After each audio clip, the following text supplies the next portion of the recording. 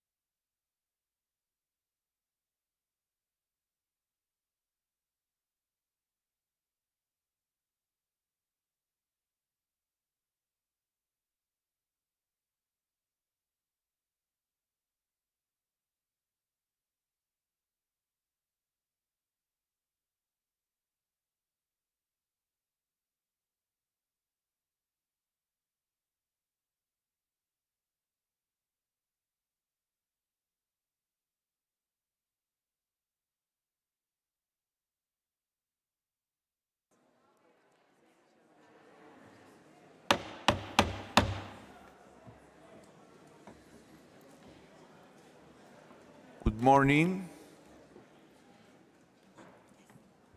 distinguished delegates, ladies and gentlemen.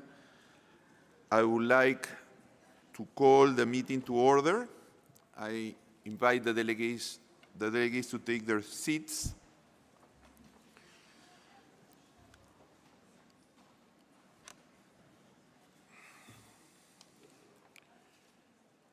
Distinguished delegates, ladies and gentlemen, it pleases me to welcome you all to the preparatory meeting leading up to the third session of the Intergovernmental Negotiating Committee to develop an international legally binding instrument on plastic pollution, including in the marine environment, which will convene on Monday.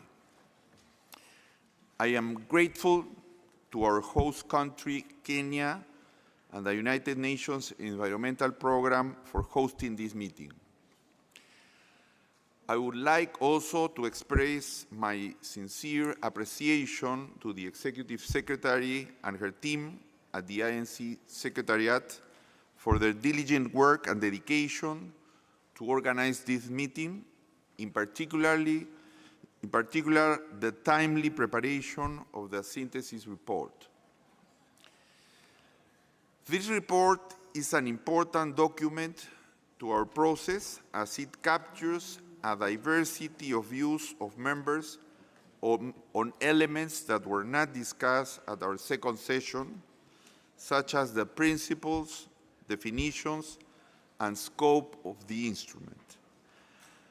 I hope that you will find this report useful and that it may inform your discussions today on the elements not covered before in our discussions. This one-day meeting is important because it serves as an initial, informal exchange of views in a transparent and non-prejudicial manner about elements not yet discussed by the committee.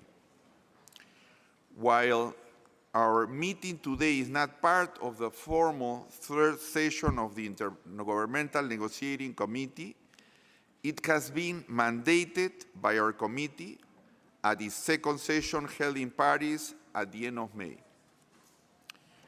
I am confident that delegates will make full use of this opportunity to express their positions on the elements covered in the synthesis report, and if possible, identify areas of convergence, divergence, and initial ideas on possible intersessional work and its modalities. Decisions on any of the issues being discussed, of course, can only be taken by the committee during our formal session next week, after these issues are discussed during the third session.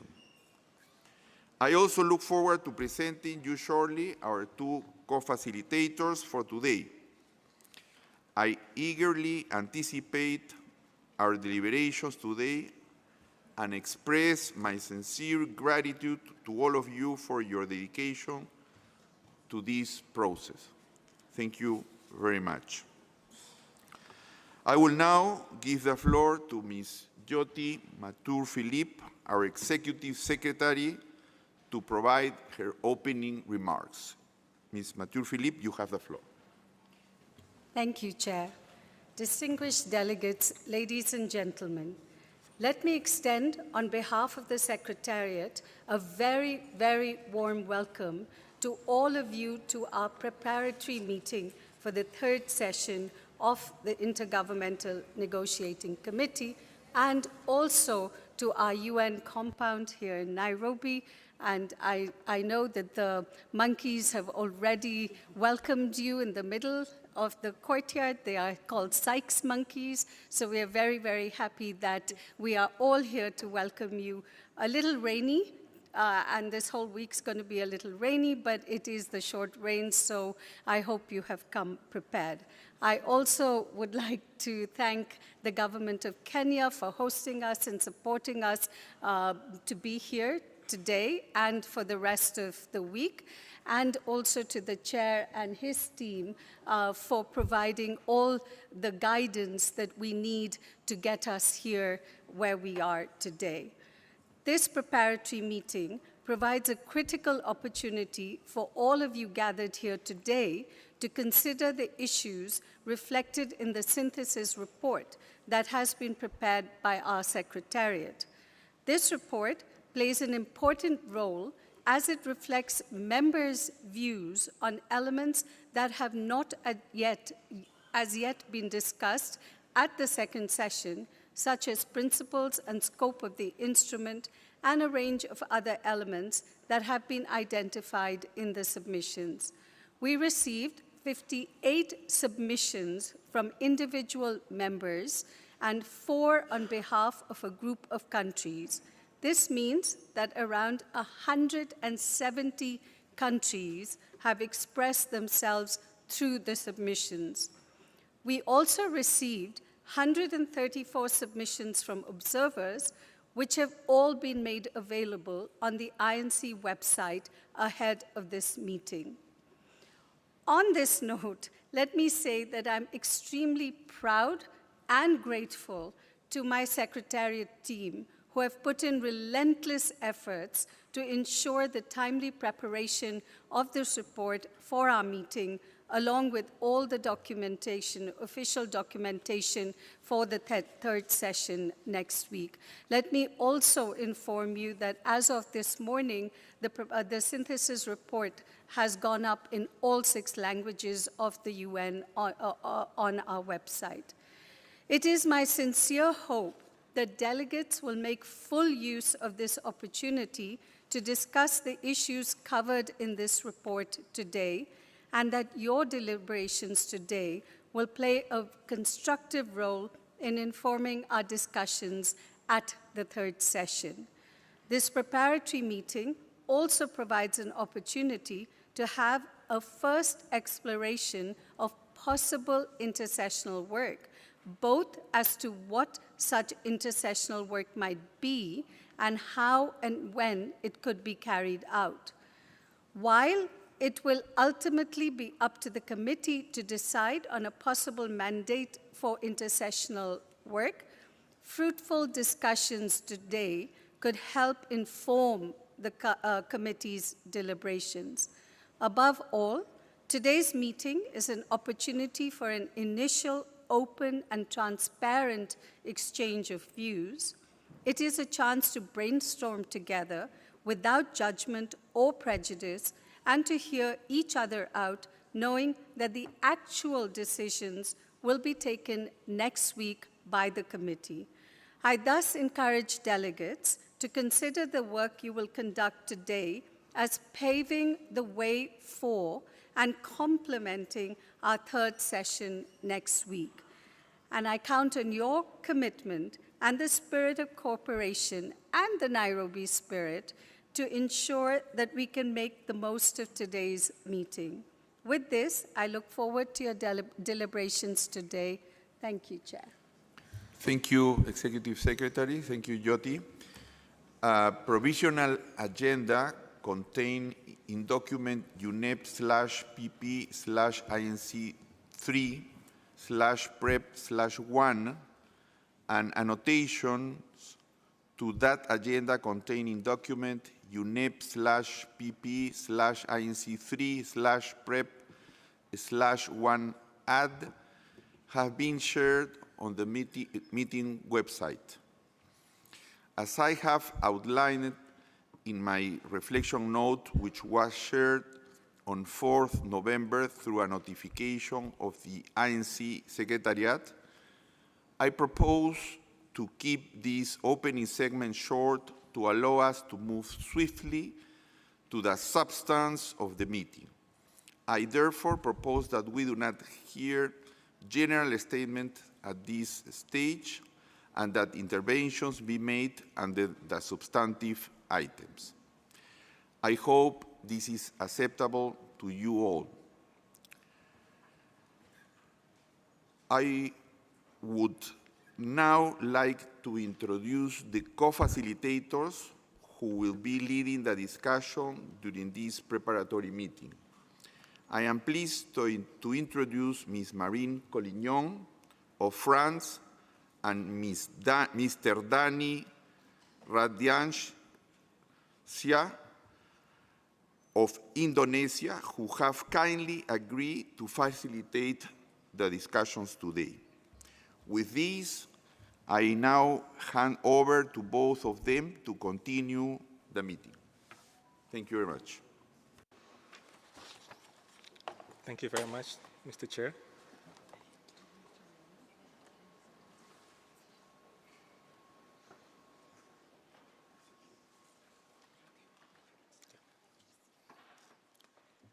Thank you very much, Mr. Chair. My co-facilitator and I are very pleased to step into this role, and we will do our best effort to ensure that we will have fruitful discussion today. We look forward to constructive discussion that can make an important contribution to our work as we head into INC-3. And we look forward to supporting you in these discussions. Today, as mentioned by the Chair and by the Executive Secretary, this meeting is really intended as an opportunity to have an initial, open, and transparent exchange of views to pave the way for our further work next week in INC-3, and without prejudice to any decisions that the committee may take at INC-3. This is an important conversation, and we hope that it will provide a fruitful preparation for further considerations of all of these issues next week.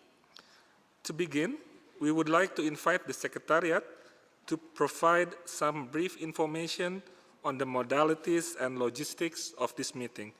Secretariat, you have the floor. Thank you, Mr. Radiansyah.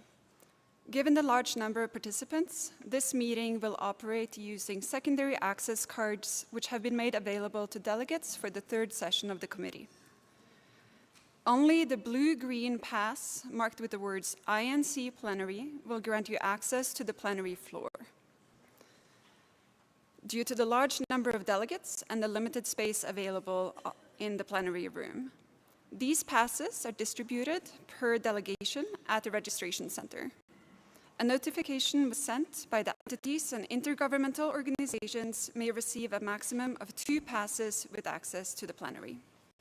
Observers from non-governmental organizations have received 1 pass with access to the plenary. Delegates may also follow plenary proceedings projected on the screen in Conference Room 1 or via the live stream on UN Web TV. The links to access the live streams are available on the meeting website. We have put in place a dedicated queue server seat with microphone. The entrance to the venue is 8 p.m. Count on everybody's cooperation to conduct the meeting in a respectful manner and collaborative spirit. Let me now outline our organization of work for today and highlight some additional points to help you plan your interventions. As you will have seen in the annotated provisional agenda, we have 2 plenary sessions planned today. This first session will conclude at 1 p.m.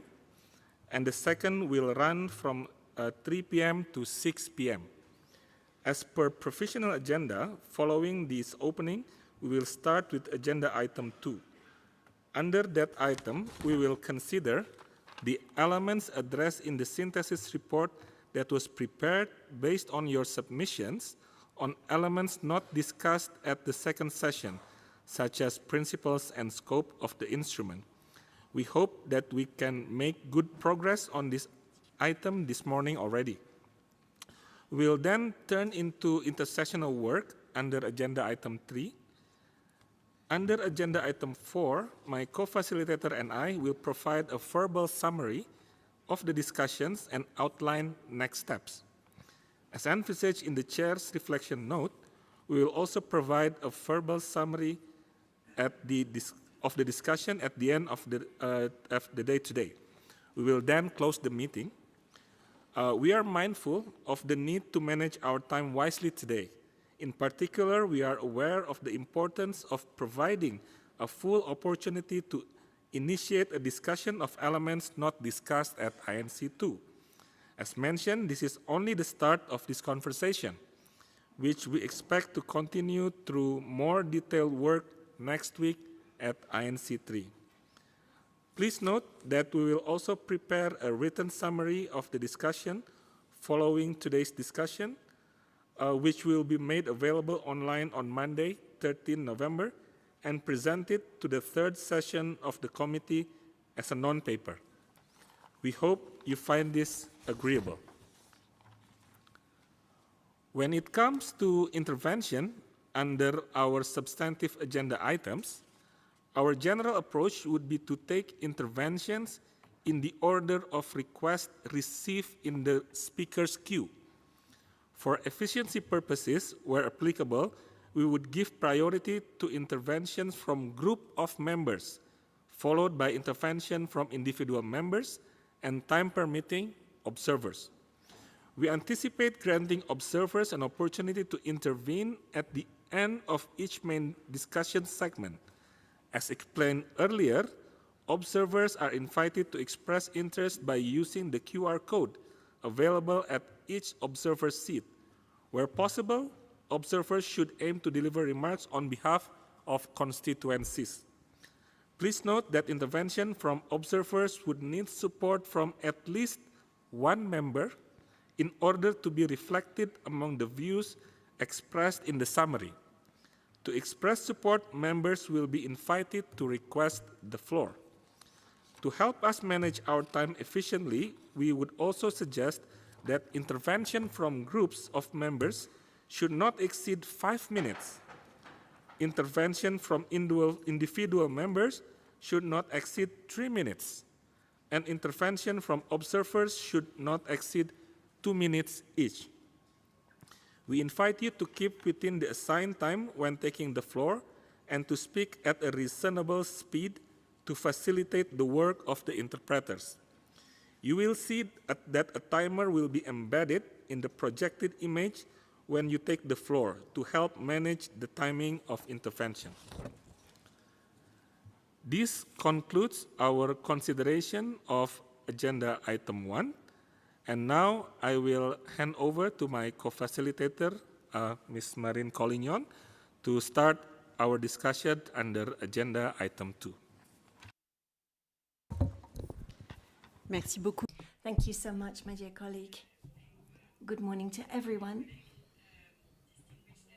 Distinguished delegates. Agenda item, we invite you to consider the element addressed in the synthesis report, which was prepared based on the submission received from members on elements not discussed at the second session, such as principle and scope of the instrument. This synthesis report is contained in document UNEP/PP/INC.3/INF/1. The synthesis report has been prepared by the Secretariat in consultation with the Chair, as mandated by the committee at its second session. We would like now to invite the Secretariat to provide some additional information on this report. Secretariat, you have the floor. Thank you, Ms. Collignon. As indicated by the co-facilitator, the synthesis report is an information document based on written submissions received from members of the committee by the deadline of 15 September 2023 on elements not discussed at the second session, such as principles and scope of the instrument. The matters covered in the synthesis report were identified through placeholders in the zero draft. The synthesis report is structured as follows. First, Section A covers the preamble, definitions, principles, and scope of the instrument, which were marked as placeholders in Part 1 of the zero draft text. Then Section B covers institutional arrangements, including a potential governing body, subsidiary bodies, and secretariat. This corresponds to Part 5 in the zero draft. And finally, Section C covers possible final provisions, and this corresponds to Part 6 in the zero draft text. Within each section, inputs have been grouped as relevant under various headers and subheaders for ease of presentation only. In addition, background information has been included for reference on each item to recall the prior work undertaken prior to INC-1 and INC-2, including relevant aspects contained in the options paper prepared prior to INC-2. The synthesis report, as the Executive Secretary mentioned, was made available in the 6 UN languages on the INC website yesterday evening. Given the time constraints, the translations have not been formally edited, nor have they been translated by the United Nations. They are made available today as informal documents to support discussions. Finally, we wish to remind delegates that the synthesis report is intended as an information document to facilitate and inform the committee's deliberations and to help navigate the submissions received. It was not intended as a document to be negotiated, nor is it intended to prejudge any decision by the INC regarding the structure or content of the future instrument. Thank you. Merci beaucoup pour cette présentation. Thank you so much for that presentation. We would like to structure our discussion today in 2 rounds as envisaged in the chair reflection note. First, we will consider the preamble, definition, principles, and scope of the instrument. Then we will consider institutional arrangement and final provision. To be clear, we envisage a single initial round of discussion on each item today. Based on your submission, we are aware of the importance of these elements to the delegation, and we will allocate our time accordingly to ensure that we can cover all of them in our meeting today. So first, let's begin with a consideration of elements on the preamble, definition, principle, and scope of the instrument, which are reflected in Part A of the synthesis report. Again, it is anticipated that there will also be an opportunity to further discuss these issues next week during INC-3, so this is just the start of the conversation. As the chair mentioned in his reflection note, it would help our discussion if members could focus their intervention today as much as possible on how options for provision in respect of each of these issues could be further developed, streamlined, and integrated into the process. To facilitate a more focused discussion, we propose to open the floor first on preamble and definition, and then on principle and scope. So we will now open the floor for your intervention on preamble and definition.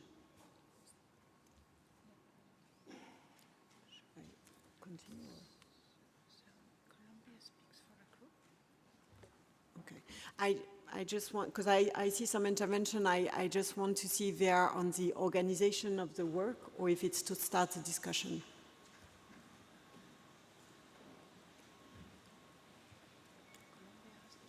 Colombia, do you want to intervene on the, do you want to discuss the organization of work? No, to start the discussion. Okay. On behalf of the group of Latin American. Okay, wonderful. So let me just go through the discussion and then we'll open the floor. Thank you. So just the discussion on preamble and definition. Rather than reiterating the content of your submission, we would invite you to identify in respect of each item, A, the element that should be included in the instrument, and B, how they can be best included. Please be as precise and concise as possible in your intervention so that we can make the best use of our time.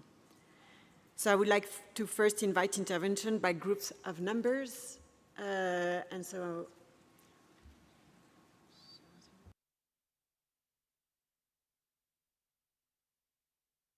sorry, Iran?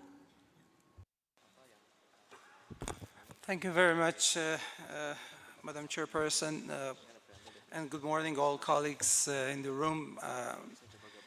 let me first express my delight to be with you and other colleagues in the room again, just concerning the organization of the work and starting with the definition and preamble. We think it would be premature, to start the discussions on these two elements at this stage, and we wish insistently, to start with the scope first, and then principles, and then we go to the definition and the other one, because the scope is of very high importance, and this would clarify that what would be the element of definitions, and also what elements could be included in the preamble part. So we seek your indulgence for rearrangements of the discussions. Thank you.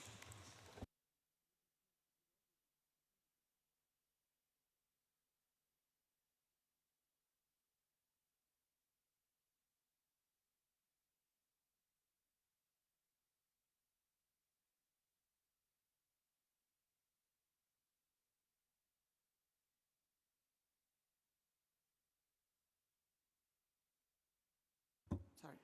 Merci beaucoup. Thank you so very much. First, before I take a decision, I see that Ethiopia had requested for the floor. Was it also on the organization of work?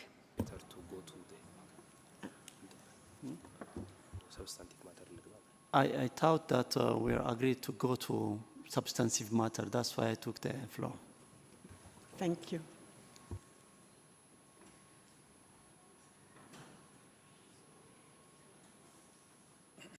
Good. 1 second.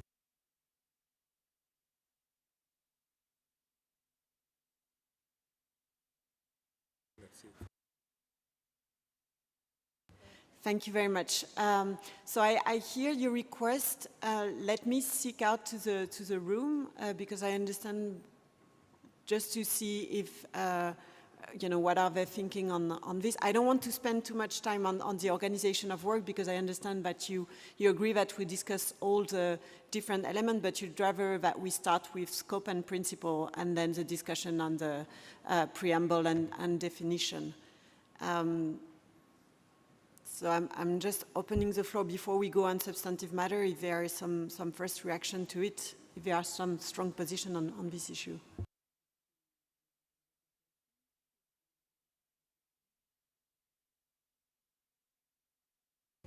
Yes.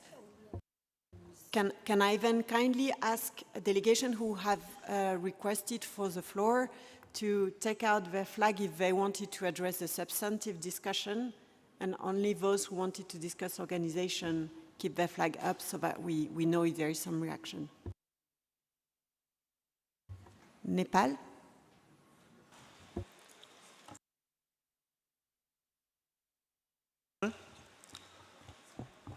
Respected chairpersons, we are represented from Nepal. We are the people of the mountain and Mount Everest mountain. We have more than 80 highest mountains. We think about this is the origin of the water sources. And the mountaineering process we are the main source of the mountaineering, and those people who involved in the mountaineering process, they left the plastic. This is the major issues of the mountain, and we haven't alone managed the mountain issues of the plastic because there is the difficult of the atmospheric climatic conditions. Even the dead bodies we cannot rescue in the time. That's why I would like to attract all the delegates to raise the issues and to give some supports to raise the issue of the mountains, including Mount Everest, up to the oceans. This is the chain of the water resources and the chain of the wetland. That's why I want to like to draw your kind attention of all the delegates to support us to include the mountain issues in our preamble of this. Thank you very much, Thank you for Nepal. Thank you very much. Switzerland? Thank you very much, Madam Chair, and good morning, colleagues. Great to see you all here in Nairobi. Regarding the process, I think we have started very well by the submissions and the synthesis report that gave us a good ground for further considerations. Our understanding is that the order how we discuss the elements now will not preempt or prejudge anything. From our side, we are very comfortable to the procedure as you have suggested, Madam Chair, to start with preamble and definition and then go principle and scopes. But one way forward could also be that we take the 4 elements all together in a first round so that we show clearly there's no hierarchy there. We just have to consider all of the items and we could then take all together. Thank you. Thank you very much. I'm going to give the floor to. So yeah, I'm seeing a lot of popping up in the talk. Just to say, I think right now we're not discussing substance. We're just discussing a matter of organization, and I would urge that we go through this very quickly so that we can enter the substantive discussion. So I will give the floor to the UK, then Bahrain, Jordan, and the Russian Federation, and I suggest we close then the discussion so that we take a decision. Thank you. So please, the UK. Thank you, and good morning, everyone. I can be very brief because I think we fully support what Switzerland has just said. It would be practical just to take all of the elements together and then delegations can just highlight which ones are most important to them. Thank you. Thank you very much. Bahrain?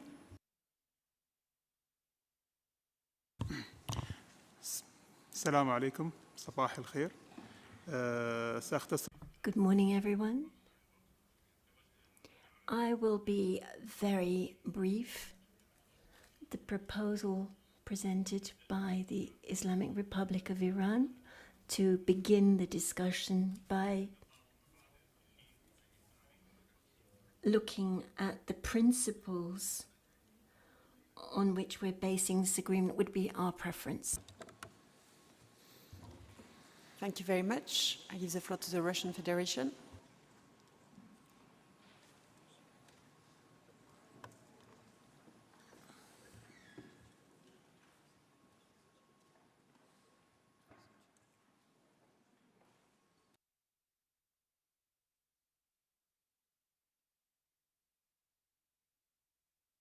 The Russian Federation, please. Thank you, Madam Chair. Our delegation would like to support the proposal aired by the distinguished delegate of Iran to focus on the scope of the agreement because this is a critical part which actually defines the content of the rest of the sections. Thank you. Thank you very much. And Jordan.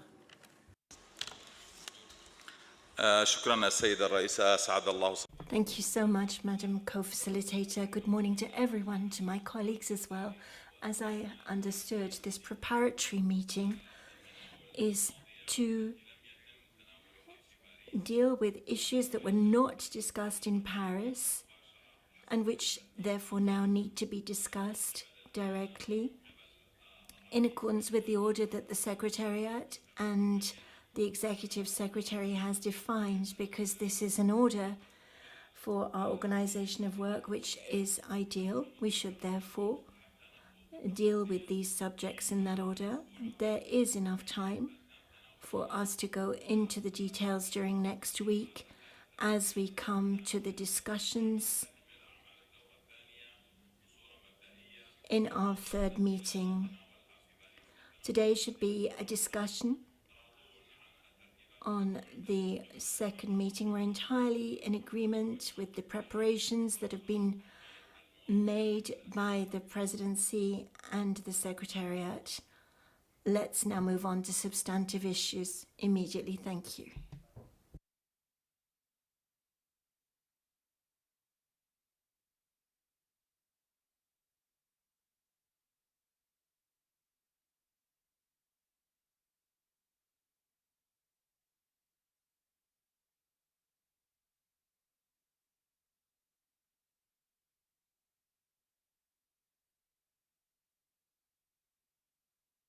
All right, thank you very much, dear colleagues. I think that was useful to hear, and we're hearing different views.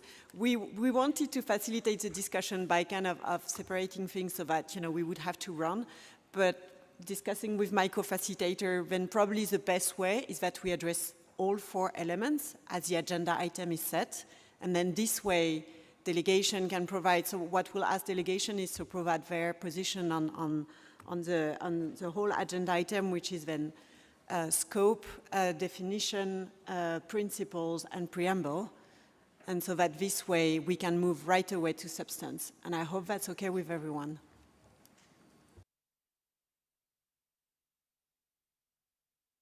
Okay, so we will now open the floor for any delegation to make their intervention. Once again, just to recall, we are really asking member states and observers to make intervention which identify for each of the item, A, the element that should be included in the instrument, and B, how they can be best included.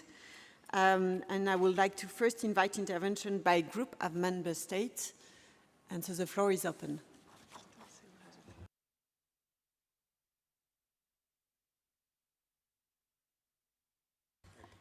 Colombia, on behalf of GRUAC, you have the floor.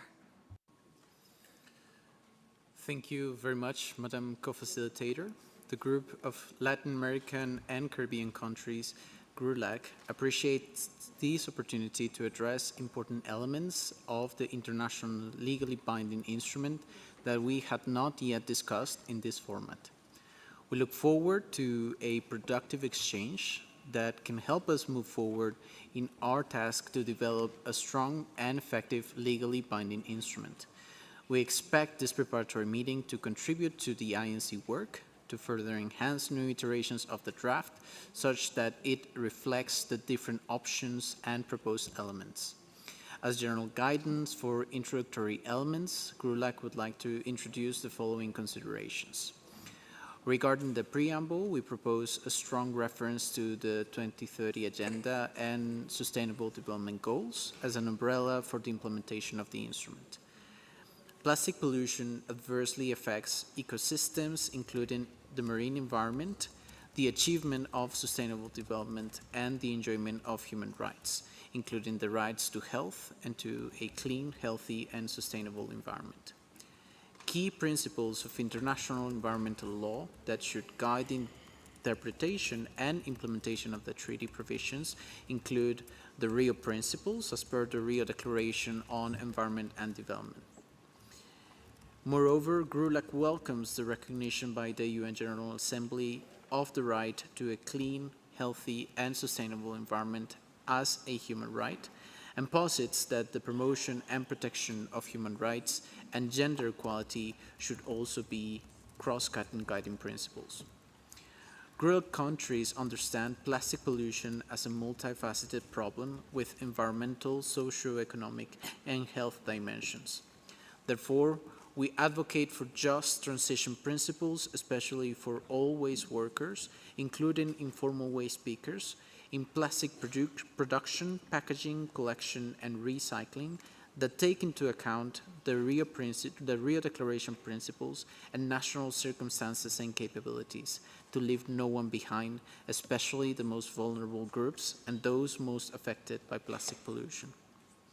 GRULAC recognizes the importance of the science policy interface and reiterates the call for the INC to consider throughout the process the best available science, traditional knowledge, knowledge of indigenous peoples, and local knowledge systems, as well as socio-economic information and assessments related to plastic pollution, as per Resolution UNEP 514, OP3I, and OP4D.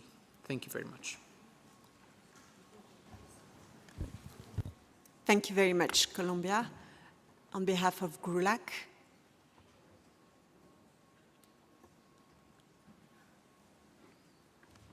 Oh, no. The floor continues to be open for statements from group of member states on the ICZEU. Vous avez la parole. You have the floor, EU. Very much, co-facilitator, and good morning, colleagues. In keeping with your instruction, we will address all the elements that are up for discussion. The EU and its member states thank the Secretariat that, with the support of the Chair and the Bureau, have developed a synthesis report on the submissions received on elements not discussed at the second session, such as principles and scope of the instrument. We see it as a good reflection of the views expressed by members of the INC in previous meetings and in the written submission before INC-3. It complements the zero draft on provisions that are still a placeholder, and we are encourage the Secretariat and the Chair to use this input as well as the views expressed in this meeting to inform and support the work of the upcoming INC-3, especially in view of developing a first draft of the instruments. With regard to scope, the EU and its member states recall the wide scope laid out in UNEA Resolution 15/14 as stated in paragraph 29 of the synthesis report. The scope of the future instrument should be derived from the mandate given by the UNEA resolution. Therefore, we especially support paragraph 33 of the synthesis report regarding the scope covering the full life cycle of plastics and all the elements quoted under paragraph 34 for all 5 phases of the life cycle. The EU and its member states also agree with the reflection in paragraph 48 of the synthesis report, notably that the discussion on control measures could provide further detail to the clarification of the scope of the instrument. The EU and its member states are therefore of the view that no agreement on the final text on scope is needed to proceed with the discussion of substantive provisions. However, we feel that the clarity and precision of the future instrument could benefit from a provision of scope and would therefore suggest the following formulation for the scope, which is inspired for option A in the options paper. And I quote, "This legally binding instrument covers the whole life cycle of plastics from extraction to production, design, use, consumption, disposal and remediation, and addresses all sources of plastic pollution. It covers plastic materials and products, as well as plastic-related chemicals and microplastics. It recognizes the risk of plastic pollution to human health and the environment and the impact on climate change and biodiversity. In coherence with this approach, we disagree with the views reflected in paragraph 36 of the synthesis report, seeking to limit the scope of the future instrument. We believe that provisions on the volume of production of plastic polymers should be part of the instrument. Indeed, paragraph 3b of resolution 55/14 clearly indicates that the instrument should include provisions to promote sustainable production and consumption of plastics, the interpretation of which can hardly be disputed. On a similar note, we do not support the views expressed in paragraph 43 of the synthesis report, as we feel that the substances referred to therein are materials and items that should be part of the scope to ensure recycling and recycled content objectives. With regard to principles, the EU and its member state hold that UNEA Resolution 5/14 gave no specific mandate to negotiate principles for the text of the instrument, and we would rather avoid spending a substantial amount of time discussing this. We consider that principles could provide the framing for the operative provisions on which we build the future agreement, and they will guide its interpretation. Principles should therefore at least be referred in the preamble. If needed, specific principles could be referred in a dedicated provision or in relevant provisions on substance of the agreement. In general, but that doesn't mean that it all has to go into the preamble and other places, the EU and its member states consider it of high importance that the agreement be firmly rooted in the polluter pays principle, the precautionary principle, the principle of non-regression, sustainable development, the ecosystems approach, just transition, circular economy approaches, waste hierarchy, the right to a clean and healthy and sustainable environment as recognized by the UN General Assembly, the use and reliance on best available science and scientific information, access to information, public participation and stakeholder involvement, as well as access to justice in environmental matters.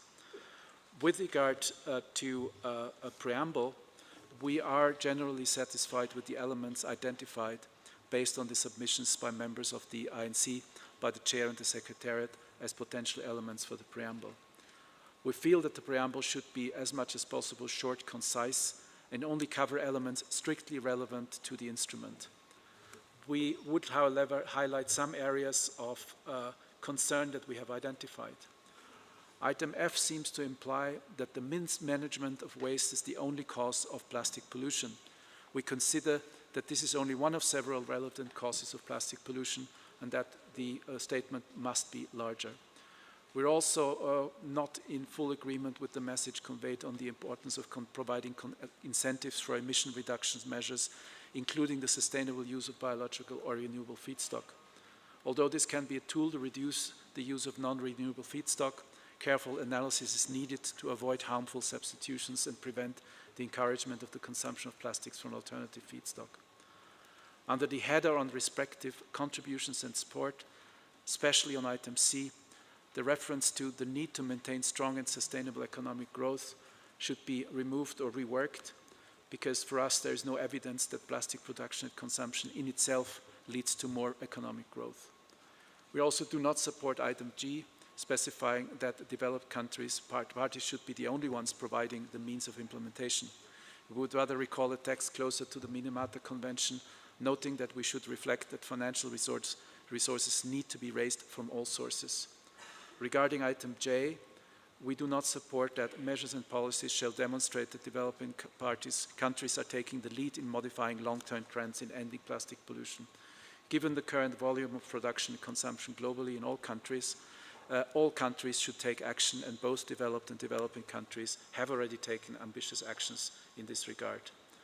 On approaches to preambular language, the EU and its member states are of the view that some principles could be contained in the preamble, while others could be set in a specific provision, and others be implicit in substantial provisions of the instrument. On definitions, we also thank the Chair and the Secretariat for their effort in the synthesis report in bringing together suitable definitions for most of the terms contained in the zero draft. We have a few reflections on specific elements. We actually support the definitions proposed for avoidable plastic items, life cycle, problematic plastic item, and recyclability, waste, and fossil-based plastics.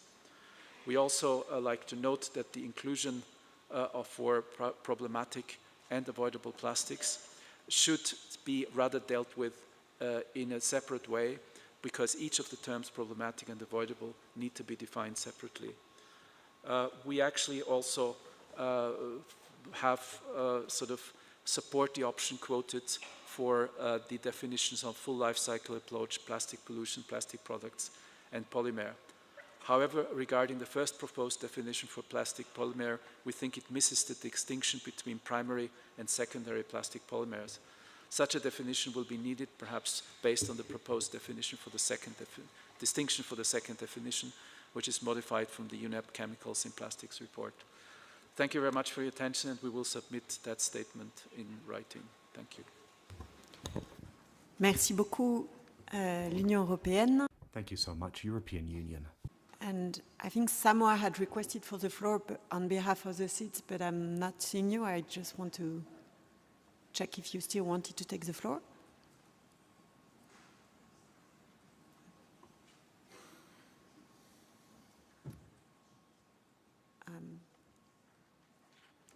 Samoa, please, you have the floor. Thank you, Madam Co-Facilitator. Samoa has the honor to speak this morning on behalf of the 39 Small Island Developing States, the Alliance of Small Island States, or AOSS. We'll speak this morning beginning with our views on the preambular text. In terms of the preamble, the AOSS is of the view that the instrument must, at minimum, contextualize and guide its implementation, articulating the following key elements.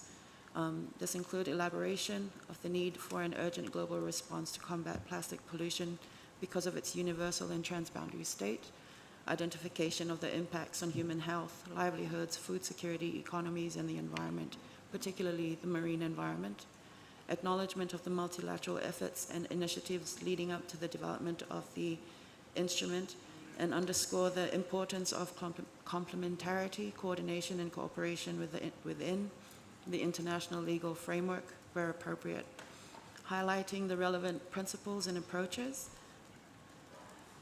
recognition of the special circumstances of SIDS and the support needed for SIDS to effectively implement the treaty, the future treaty, recalling the United Nations Declaration on the Rights of Indigenous People, recalling the Addis Ababa Action Agenda of the Third International Conference on Financing for Development, considering the need to mobilize new and additional financial resources and access to technology for developing countries to combat plastic pollution, and recognizing the plastic pollution is a global concern. In terms of, in relation to definitions, AOS is of the view that if necessary, this article should contain key definitions necessary to understand the instrument. Where definitions are specific to a particular article, the preference would be for them to be defined in that article. The content of this article should be considered after progress on other articles. However, it is important to distinguish between the definition of terms and developmental standards, indicators, and the placement of definitions, whether in the article under Part 1, specific articles relating to the definition in other parts, or in annexes to allow for updating over time. With reference to scope, Resolution 514 already prescribes the scope of the instrument. It includes the necessary actions across the full life cycle of plastics to achieve the ultimate objectives of ending plastic pollution, including in the marine environment. Specific text or provisions clarifying or refining substantive obligations, including on these substances, materials, products, and behaviors to be targeted, would be more appropriately situated elsewhere in the environment, in the instrument, sorry. Presently, it's not considered critical to develop or establish a provisional article on scope, rather to engage in productive discussions on the type, format, and structure of the potential obligations and interventions across the life cycle of plastics. Thank you.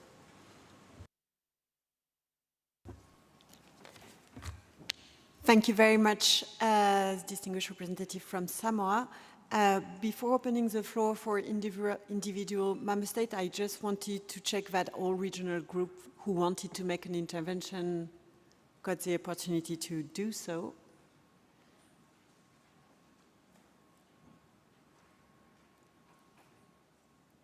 It seems that it is the case, so I will give now the floor to the representative from Iran. You have the floor.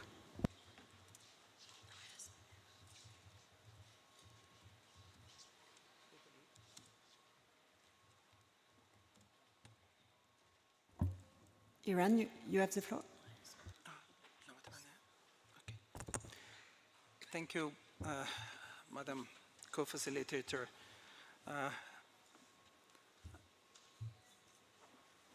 My delegation is speaking on behalf of the group Global Coalition for Plastic Sustainability, including a number of countries, which in a later stage we would be very happy to refer, but at least some of them which I can disclose, including Russian Federation, Saudi Arabia, Bahrain, and China, Cuba, and a number of other countries. We are very delighted to have the opportunity to join another broad discussion on plastic pollution, and wishes to extend its appreciation to you and the INC Secretariat and all of those who organized such an important event. We also appreciate the Government of Canada for co-facilitating and hosting this meeting. We also wish to ensure our support to the Chair, to you, and also active participation to this negotiation process. Our group wishes to emphasize on the crucial importance of this intersessional meeting for other discussions on identification of the obligations under the future instrument to end plastic pollution. Accordingly, we strongly wish to suggest that our discussion and initiatives should follow a comprehensive approach and also address the merits of plastics together with inefficient plastic waste management in our sustainable development strive. This necessarily means that while being ambitious, we should be realistic in designing the new instrument, definition of its scope and the core obligations, avoiding any unrealistic obligations, actions, and targets which are not supported by corroborated scientific reports, technical data, and analysis and capacity building supports. In continuation, we also wish to add that elements of the instrument, specifically the scope, should be discussed first, and then we move to discuss the principles, and the definitions and preamble parts could also be discussed in a later stage. We reiterate that the negotiation process and the arrangements for the meeting should ensure a fair and equal participation of all member states. Madam Co-Facilitator, referring to the objectives, the instrument should promote environmentally safe and sound management of plastic waste and reduce uncontrolled hazardous plastic pollutions. The instrument should recognize that plastics are fundamental materials for sustainable economic growth. There is a need to fairly understand that plastic polymers are not pollutants, and plastic pollutions arises from unjustified, unsustainable patterns of consumptions, including the leakage of plastic waste to the environment and its accumulation caused by the mismanagement of discarded plastic products. Therefore, the instrument should pave the way for improving the waste management system in general and to promote environmentally safe and sound management of hazardous plastic waste and to reduce uncontrolled hazardous plastic pollution in particular. On principles, it should be based on a bottom-up approach, taking into account the principle of common but differentiated responsibility, as well as national circumstances and capabilities. Accordingly, the instrument should recognize a clear differentiation in implementation between countries. It should respect the sovereign right of states to exploit their own resources, take into account the national circumstances and respective capabilities of countries, and address the objectives of the instrument based on a facilitative and supportive approach. Furthermore, all the national action plans and related policies and measures to cope with plastic pollution should be nationally determined. We insist that trade policy measures for environmental purposes should not constitute a means of arbitrary or unjustifiable discrimination or a disguised restriction on international trade. Accordingly, INC meeting is not the proper place to address trade issues which are totally beyond its mandate and the aspirations of its member states. The instrument should address the needs of all developing nations, in particularly capacity building, through provision of financial, technical, and technological support for transformation and transition of existing industries in these countries that will possibly be affected. Accordingly, the instrument should provide an effective and adequate mechanism to deliver concessional finance and to facilitate technology transfer on preferential basis to affected industries and sectors in developing countries, to allow for a just transition pathway to phase down plastics identified by the agreement. It is also expected that the instrument to promote cooperation and partnership at the regional and international levels. It should also pay particular attention to non-discriminatory approach and unimpeded access to technical and financial assistance. And last but not the least, while recognizing the importance of synergy among various multilateral environment agreements, the instrument should not duplicate the mandates, objectives, obligations, and measures previously addressed under the other environmental agreements. On the preamble, it should be brief, non-descriptive of the elements of the instrument. Its language shall be very broad, without going into details of the obligations, and of course in line with the objective and scope of the instrument. It should include a reference to assisting countries in developing their national legal and economic systems and to regulate and prevent marine plastic pollution from land-based and sea-based sources. It should also highlight the support to the national initiatives to incorporate national legal provisions for marine plastic litter into various sectors of legislation, such as legislation on fisheries, freshwater, protected areas, production and consumption, and solid waste management. It should also elaborate recommendations to develop the economy on the basis of improving the economic mechanisms and sectoral legislation in the field of waste management. Development of cooperation and coordination framework among relevant regional and international bodies on reduction of plastic pollution, including the waste plastic management, could also be highlighted in this section. Regarding the definitions, we could identify the elements after agreeing on the scopes and the principle in a later stage. Thank you, Madam Co-Facilitator.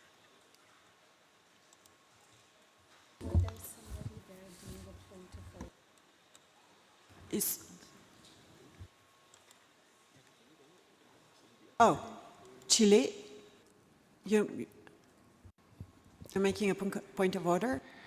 Sí, co-facilitadora. Yes. Yes, I am. Craving your indulgence? You have the floor. Yes, thank you so much, Madam Co-Facilitator. Ladies and gentlemen, good morning, colleagues.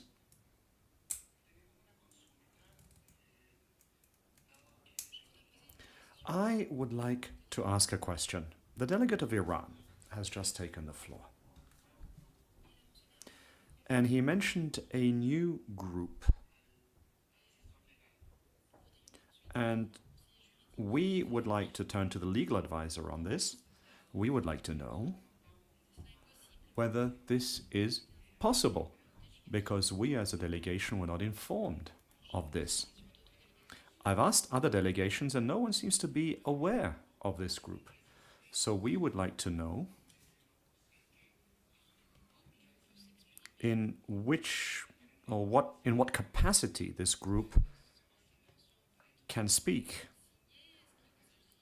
Is this going to be the statement by Iran? Is it going to be in the records? We just want to have clarity. Thank you, says the Secretariat. I turn to the legal advisor. The Secretariat has the floor. Thank you, and good morning, everybody, and welcome to Nairobi. It's a pleasure to see you all here. I think we will need to have a conversation to clarify the group, because that is the first time we are hearing about the group. However, member states can come together as a group. This is clearly not a regional group in the sense of regional groups, but it is a coalition of the states, so sometimes those interventions are made. This is not a session, we're not in the session yet, so this is a meeting that is a mandated event. So my suggestion right now is not to be very formal. It's going to be not a formal report of this meeting, so I think this issue will not arise, but we will definitely discuss with the delegation in terms of clarifying the new grouping. Thank you. Merci beaucoup. So I would like now to open the floor on a discussion to individual member state. I see, Iran, you wanted to respond to Chile, but I suggest that we move on with the substance, if that's okay with everyone, so that, you know, we continue in that good pace where we are hearing the position from everyone. Is that okay? Do you want to respond? Okay, Iran, you have the floor. Thank you very much, Madam Co-Facilitator. In line with what was suggested by the Secretariat, and this is an informal group and this is not a regional group, so previously established and recognized under the UN system. So as you clarified, and this is the right of any group of countries to come together as a coalition and to express their positions as a stronger voice. Thank you. Thank you very much. So I now open the floor for member state to continue the discussion on the substance. I see Cameroon, followed by Mexico. Cameroon, you have the floor. Merci. Thank you. Thank you so much, Madam Co-Facilitator, for giving us the floor. As this is the first time that we take the floor, allow us to express our support for you in your position, as well as to congratulate the Chair and the Secretariat for the work which has already been accomplished during the intersessional period. This is a very important working paper. It affords us an interesting and sufficient basis for our subsequent discussions. Looking at the preamble, we believe that we need a reference to the United Nations Conference on the Law of the Sea, because we also, because that instrument, of course, also, or our instrument also concerns the marine environment. But when one reads a document, one is left with the impression that plastic pollution, which we are focusing on, is limited to land-based pollution, continental pollution, if you want. So this is something that we need to look at. When it comes to the principles, we would like to have references to a number of principles in the preamble, but also to have a specific article on the principles, including the principles, the more general principles which govern marine pollution. Thank you. Merci. Thank you so much, says the chair. Thank you to the representative of Cameroon. And I'm now going to give the floor to Mexico. Merci, Madam Co-Facilitator. And because it is an informal session, I will speak in English as to not lose the tone in translation. Mexico thanks the Secretariat and everyone involved in the preparation of the synthesis report. For scope, the resolution is crystal clear. It includes the full life of cycle of plastics, so we really believe we should just stick to that language and move on, please. Regarding the preamble, Mexico reiterates the elements contained in the proposal made by GRULAC, without prejudice to adding other aspects related to the UNEP resolution, such as timelines. On principles, Mexico strongly believes that we should prioritize those related to the human right to a clean, healthy, and sustainable environment, health, the rights of indigenous peoples, just transition, and gender perspective. Moreover, we would like to see the Rio Declaration principles reflected.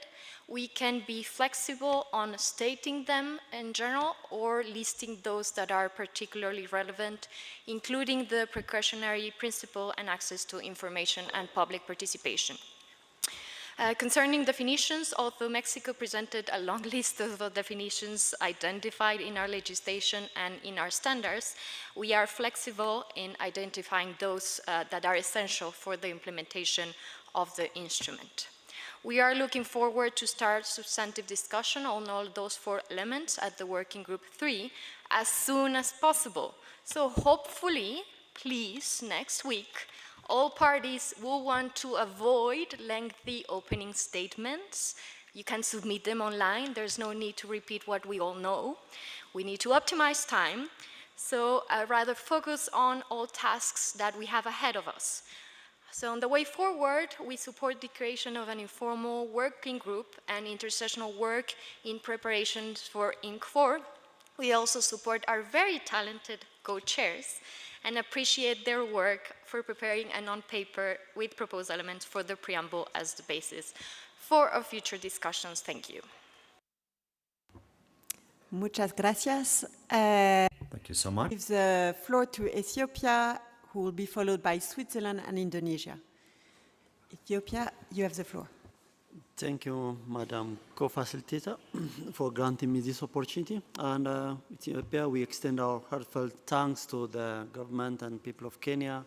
And we also commend the Secretariat for their exemplary organization of this event. We also congratulate the chair and the team for navigating us towards the formulation of the first zero draft. And this level, I just want to say a few words on the preamble. The preamble of a treaty is not just merely an introduction, but it's the foundation that sets the tone and the context of the entire instrument. So it's here we establish our collective vision, acknowledge the challenges we face, and articulate the underlying principle that that will guide our actions. So Ethiopia therefore attaches great importance to the context of the preamble in this international legally binding instrument on the plastic.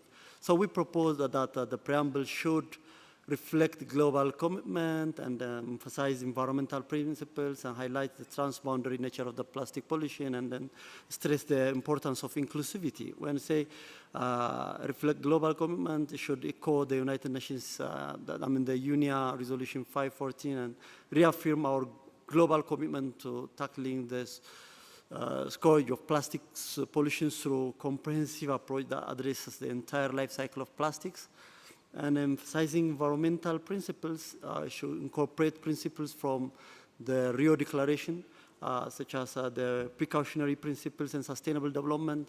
These principles are crucial in ensuring that our efforts to combat plastic pollution are grounded in a broader understanding of environmental protection and sustainability.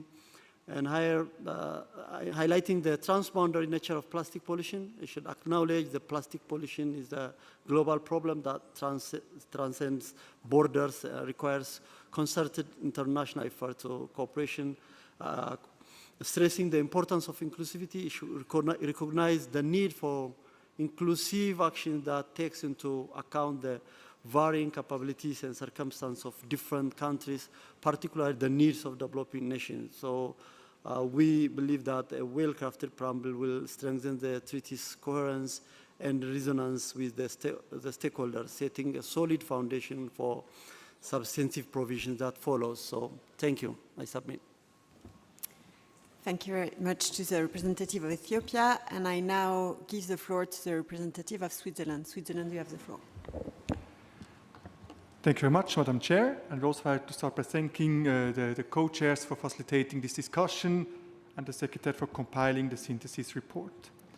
Regarding the preamble should give context on how we do the interpretation of the operative provisions. As mentioned in the synthesis report, we see it as a place where principles could be placed. We consider the preamble in section A of Appendix 1 of the options paper INC-2/4 as a good basis for further discussions.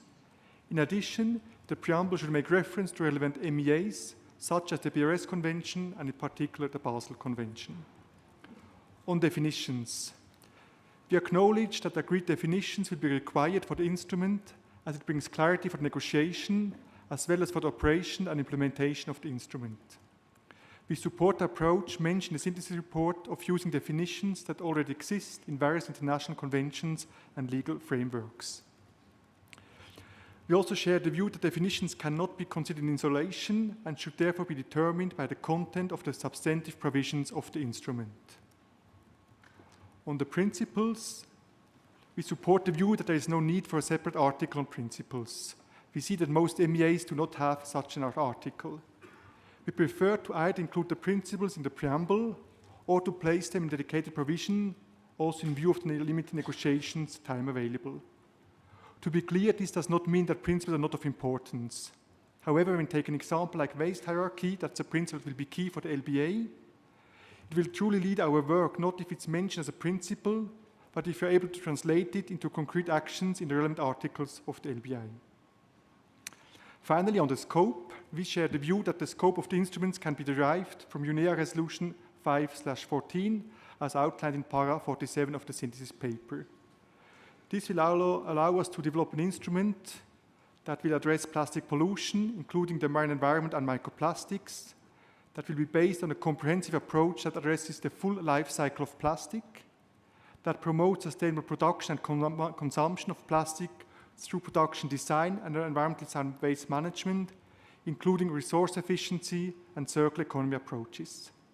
It will also allow us to tackle existing plastic pollution and take into account, among other things, the principles of the Rio Declaration, as well as national circumstances and capabilities. The operative provisions will guide us regarding the scope. We think that the scope of the future instrument will be identified through discussion on each provisions. Having said that, we therefore do not see the need for in-depth discussion on the scope before continuing our work on the different other elements. Thank you. Merci beaucoup, représentant de la Suisse. Thank you so much to the representative of Switzerland. The Secretary is reminding me to let you know that for those who have statements that are already prepared, do not hesitate to send it already to the interpreters so that it's easier for them to facilitate the interpretation. So now I will give the floor to Indonesia, followed by the United Kingdom and Brazil. Indonesia, you have the floor. Thank you, Madam Co-Facilitator. Since this is the first time we are taking the floor We would like to commend the INC Chair for the hard work and the Secretariat for preparing this important synthesis report. This synthesis report is really crucial for the negotiations since it covers a lot of elements that have not been discussed during INC-2. On this segment, we would like to focus on 3 key issues, namely order of discussion for the INC-3 meeting, the principles and scope. On the order of discussion on the INC-3, we must first discuss on the background and the key issues of the problems. Thus, we believe that the INC meeting should consider to have the order of the discussion as follows. First, the preamble, the second, the principles, the third, scopes, and the fourth, definition, and the fifth, other matters such as international arrangement, including the governing bodies, subsidiary bodies, etc. On the matter of principles, Indonesia is the view that the principles of this treaty should reflect the principle of the other treaties that are interconnected with this treaty. Additionally, we should also consider the different capabilities and the special needs of developing countries and reiterate the principle of SDGs 8 Rio Declaration regarding the common but differentiated responsibility and respective capabilities. We also need to consider countries with the special geographical conditions such as archipelagic states, as well as the countries considered vulnerable to the plastic pollution, such as the small islands developing states. Moreover, we believe that it is important to acknowledge the importance of the Principle 15 Rio Declaration precautionary approach as one of the important issues to be addressed in the principle sections. Madam Facilitator, Indonesia's position toward the scope is very much in line with the UNEP Resolution 5/14. Indonesia believes the scope already decided in the UNEP Resolution 5/14 could be our guiding principle during negotiation process. We should apply a circumspection approach to enter into the debate about the definition of the full life cycle plastic at this time, since the definition of the full life cycle of plastic could not only be defined clearly after we agree upon the core obligation of this treaty. Additionally, the deliberation of the full life cycle of plastic would shape up more constructively if it is discussed under the core obligation by accommodating different viewpoints from member states and inputs from observers, as well as supported by reliable scientific evidence available. Indonesia is strongly committed to work collectively and decisively to achieve the objective of the INC meeting on a gradual basis, and looking forward to a fruitful meeting next week. I thank you. Thank you very much to the representative of Indonesia. I now give the floor to the UK, who will be followed by Brazil and Jordan. UK, the United Kingdom, you have the floor. Thank you. We'd like to thank the Secretariat for preparing the synthesis report for today's meeting and congratulate the co-facilitators on their appointment. It's particularly nice to be back in Kenya, where the resolution was agreed 2 years ago, and we really hope that the spirit of Nairobi will help us in our deliberations this week. The UK supports the carefully negotiated mandate set out in UNEP Resolution 5.14, and we think that this should guide the discussion of the instrument in its principles and its scope. The resolution sets the scope of the agreement, mandating a comprehensive approach, and the science is clear that we need to address the full life cycle of plastics. We should not need a dedicated provision on scope within the instrument itself. This would make it more difficult to adapt and strengthen the treaty over time. The preamble should be a collective call to end plastic pollution. It should set out the context, history, and purpose of the agreement, drawing on equivalent paragraphs in the resolution. Setting out clear principles in the preamble should support a common interpretation, but should not give rise to any legal obligations.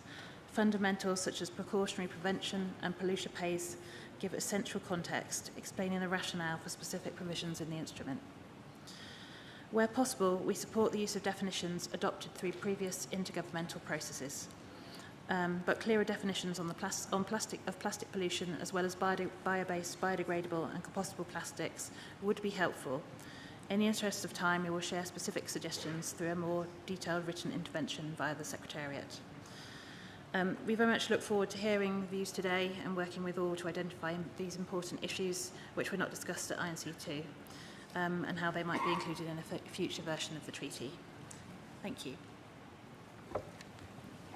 Thank you very much to the representative from the United Kingdom. I now give the floor to Brazil, followed by Jordan and Japan. Brazil, you have the floor. Thank you very much and good morning. I'd first start by congratulating the chair and the secretariat. The secretariat provided us with a very carefully crafted document, the synthesis report. At least that's our very initial and preliminary assessment of it. It was uploaded 2 weeks ago, and because we always have an internal coordination mechanism to decide what our positions will be in terms of our national positions, we are still considering it. By this, I'd like to say that we can, of course, discuss the elements that are in the synthesis report, especially because, as Brazil and as part of GRULAC, we have contributed to the report itself because we sent our own submissions, but of course we cannot react to other elements that are included there and that were not in our submissions because we're still engaging in internal consultation. I'd like to stress that for Brazil, this is a very, very important issue, the negotiation of this agreement. We believe this is a unique opportunity to end plastic pollution, and therefore we take it very seriously. We have more than a dozen governmental bodies involved in the internal coordination mechanism, and they're all considering this document as well as stakeholders which are engaging with us as well. Having said that, I'd like to stress some elements that we could now inform the participants that we could support. About the scope, we believe, as other delegations, that the mandate is already pointed out in the resolution that was adopted in UNEP, and we believe that the scope of the instrument should be aligned with the full life cycle approach of plastics. We understand that the full life cycle approach is still yet to be defined.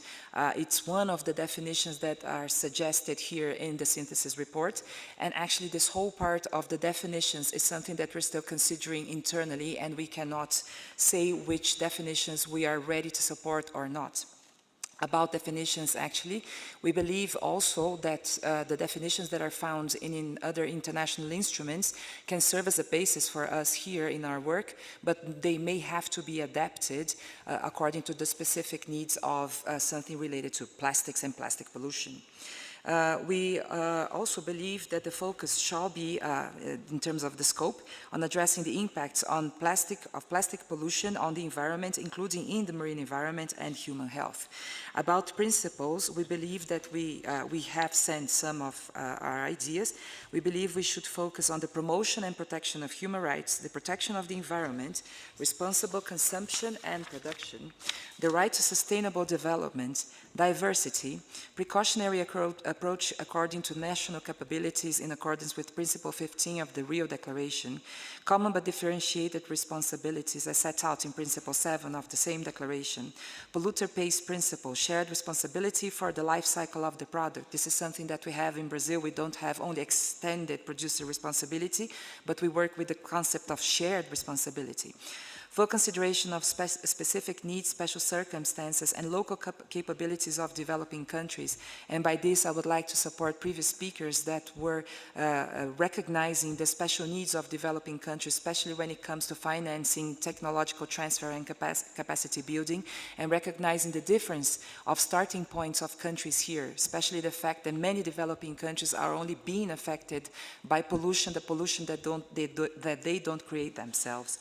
Intergenerational equity, gender and social equality, very importantly, the use of the best available science for all the decisions that we take here, the knowledge of indigenous peoples and local knowledge systems, most importantly, fair transition, including an inclusive transition for waste pickers, the recognition of reusable and recyclable solid waste as an economic resource with social value, and access for new, additional, adequate, predictable, and easily accessible financial resources for developing countries.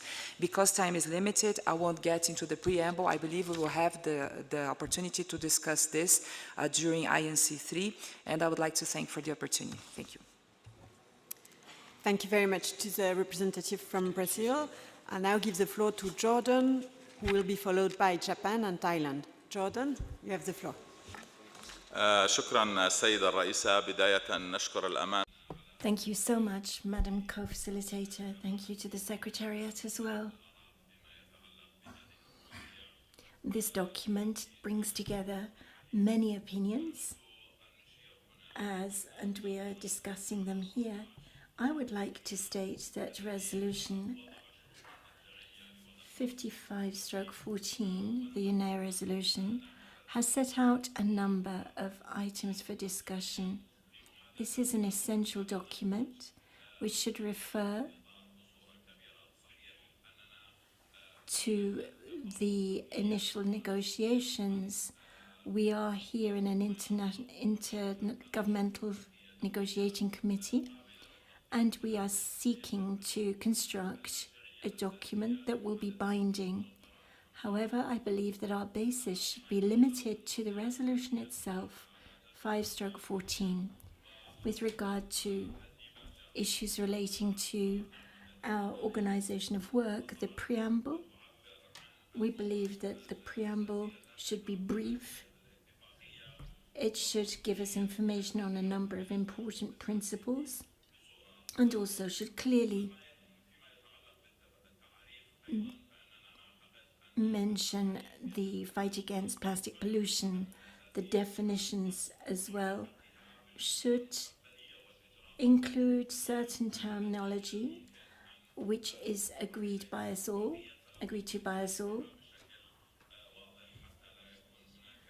and which should provide the future provisions so that there is no ambiguity at all.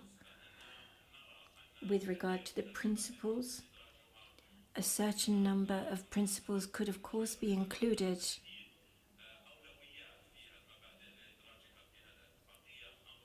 This needs to be defined in terms of priority.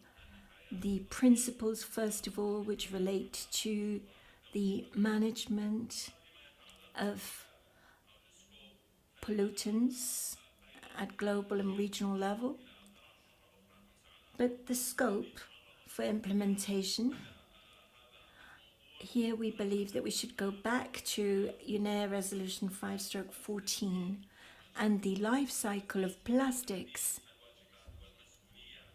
should be included. The definition of responsibilities and rights, duties, is also important, whether we're speaking about production or consumption of plastics. And I believe that the limitation of plastics does not affect development. On the contrary, development should be sustained, economic development, in a very sustainable manner, and we should work in an efficient manner on this. Thank you so much. Shukran, thank you very much to the representative from Jordan, and I now give the floor to the representative from Japan, who will be followed by Thailand and Turkey. Japan, you have the floor.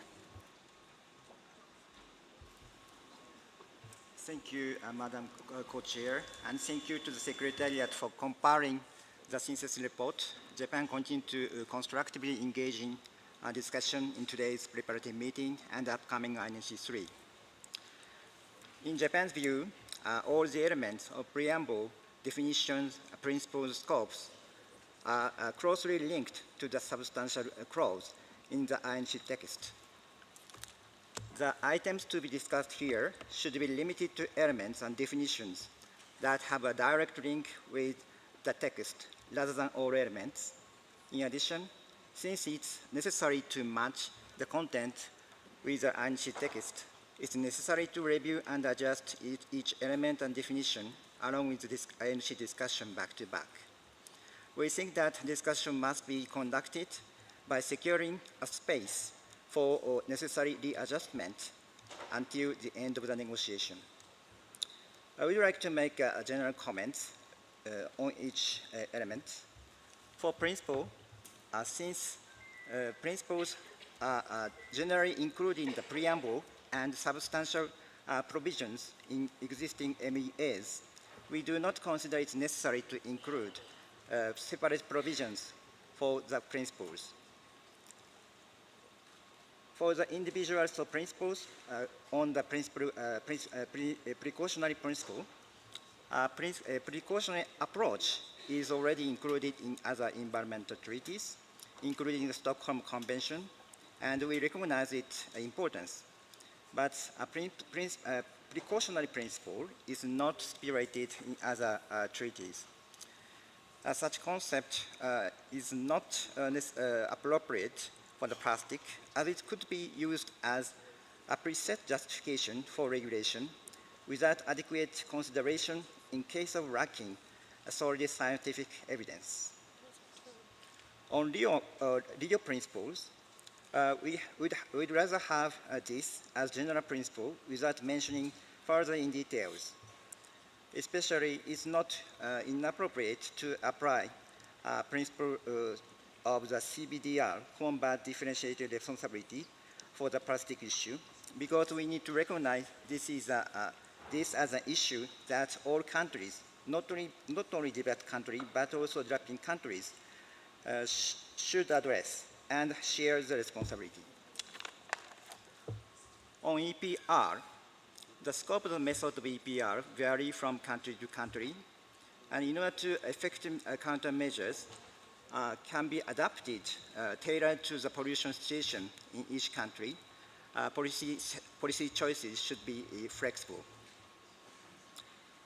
On the preamble parts, they should be inserted in a way that has a clear linkage with the substantial provisions. It should not include elements that are irrelevant to the substantial provision, but should be minimal and concise. Scope should also be in the substantial provisions. For example, it's possible to cover full life cycle following that union resolution if it's stipulated as an overall obligation of the treaty. Definitions are related to the scope of substantial clause, so it's necessary to take ample time to discuss them. We'll make a detailed comment on the individual matters in the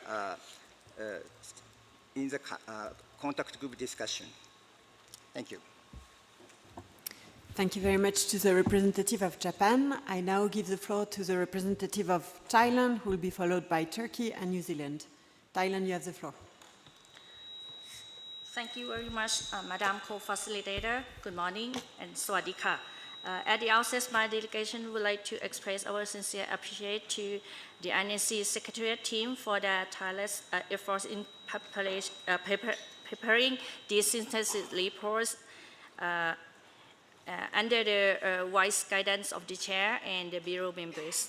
Also, we would like to congratulate you, Madam Co-Facilitator and your Co-Facilitator, to lead our discussion today. We believe under your leadership, at the end of today, we will reach the fruitful thoughts and conclusion for bringing up to the plenary and the contact group for further discussion on the element that we didn't touch upon in the INC-3.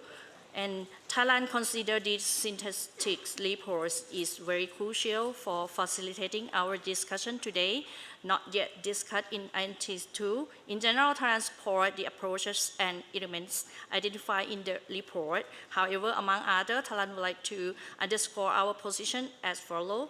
First, the scope of this instrument should clearly stated and at the beginning of the instrument and emphasize the mandate of the negotiation of this instrument provided in UNEP Resolutions 5/14, in particular how the instrument could address the plastic pollution generated or licensed or released from all stages of the entire life cycle of plastics, including unintentional leakage, microplastic, nanoplastic, intentionally added into the products, hazardous chemical, and all stages of cradle to cradle of products that are made of any plastic polymer and pollutions.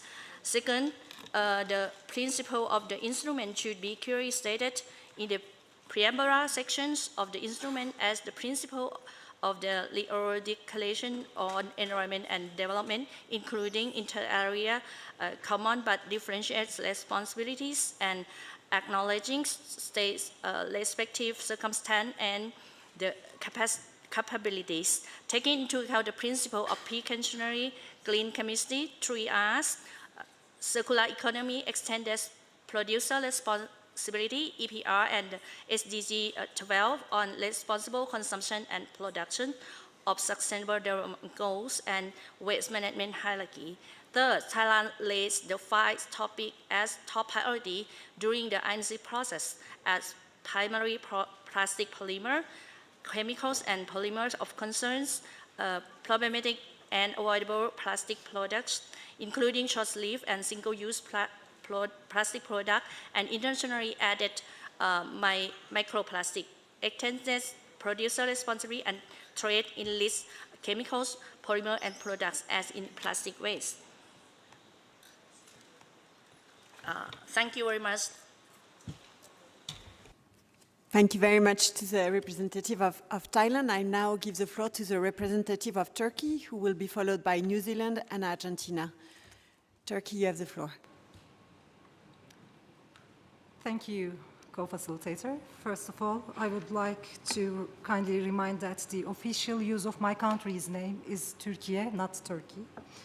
Since this is our first time on the floor, I would like to express my gratitude on behalf of the Turkish delegation for the synthesis report prepared within the intersessional period. Turkish delegation notes that the first part of the synthesis report regarding the preamble of the international legally binding instrument may recall relevant existing resolutions, declarations, and documents, reaffirming the principles of the Rio Declaration on Environment and Development. On the other hand, the United Nations 2030 Agenda and Sustainable Development Goals should also be referenced in the text.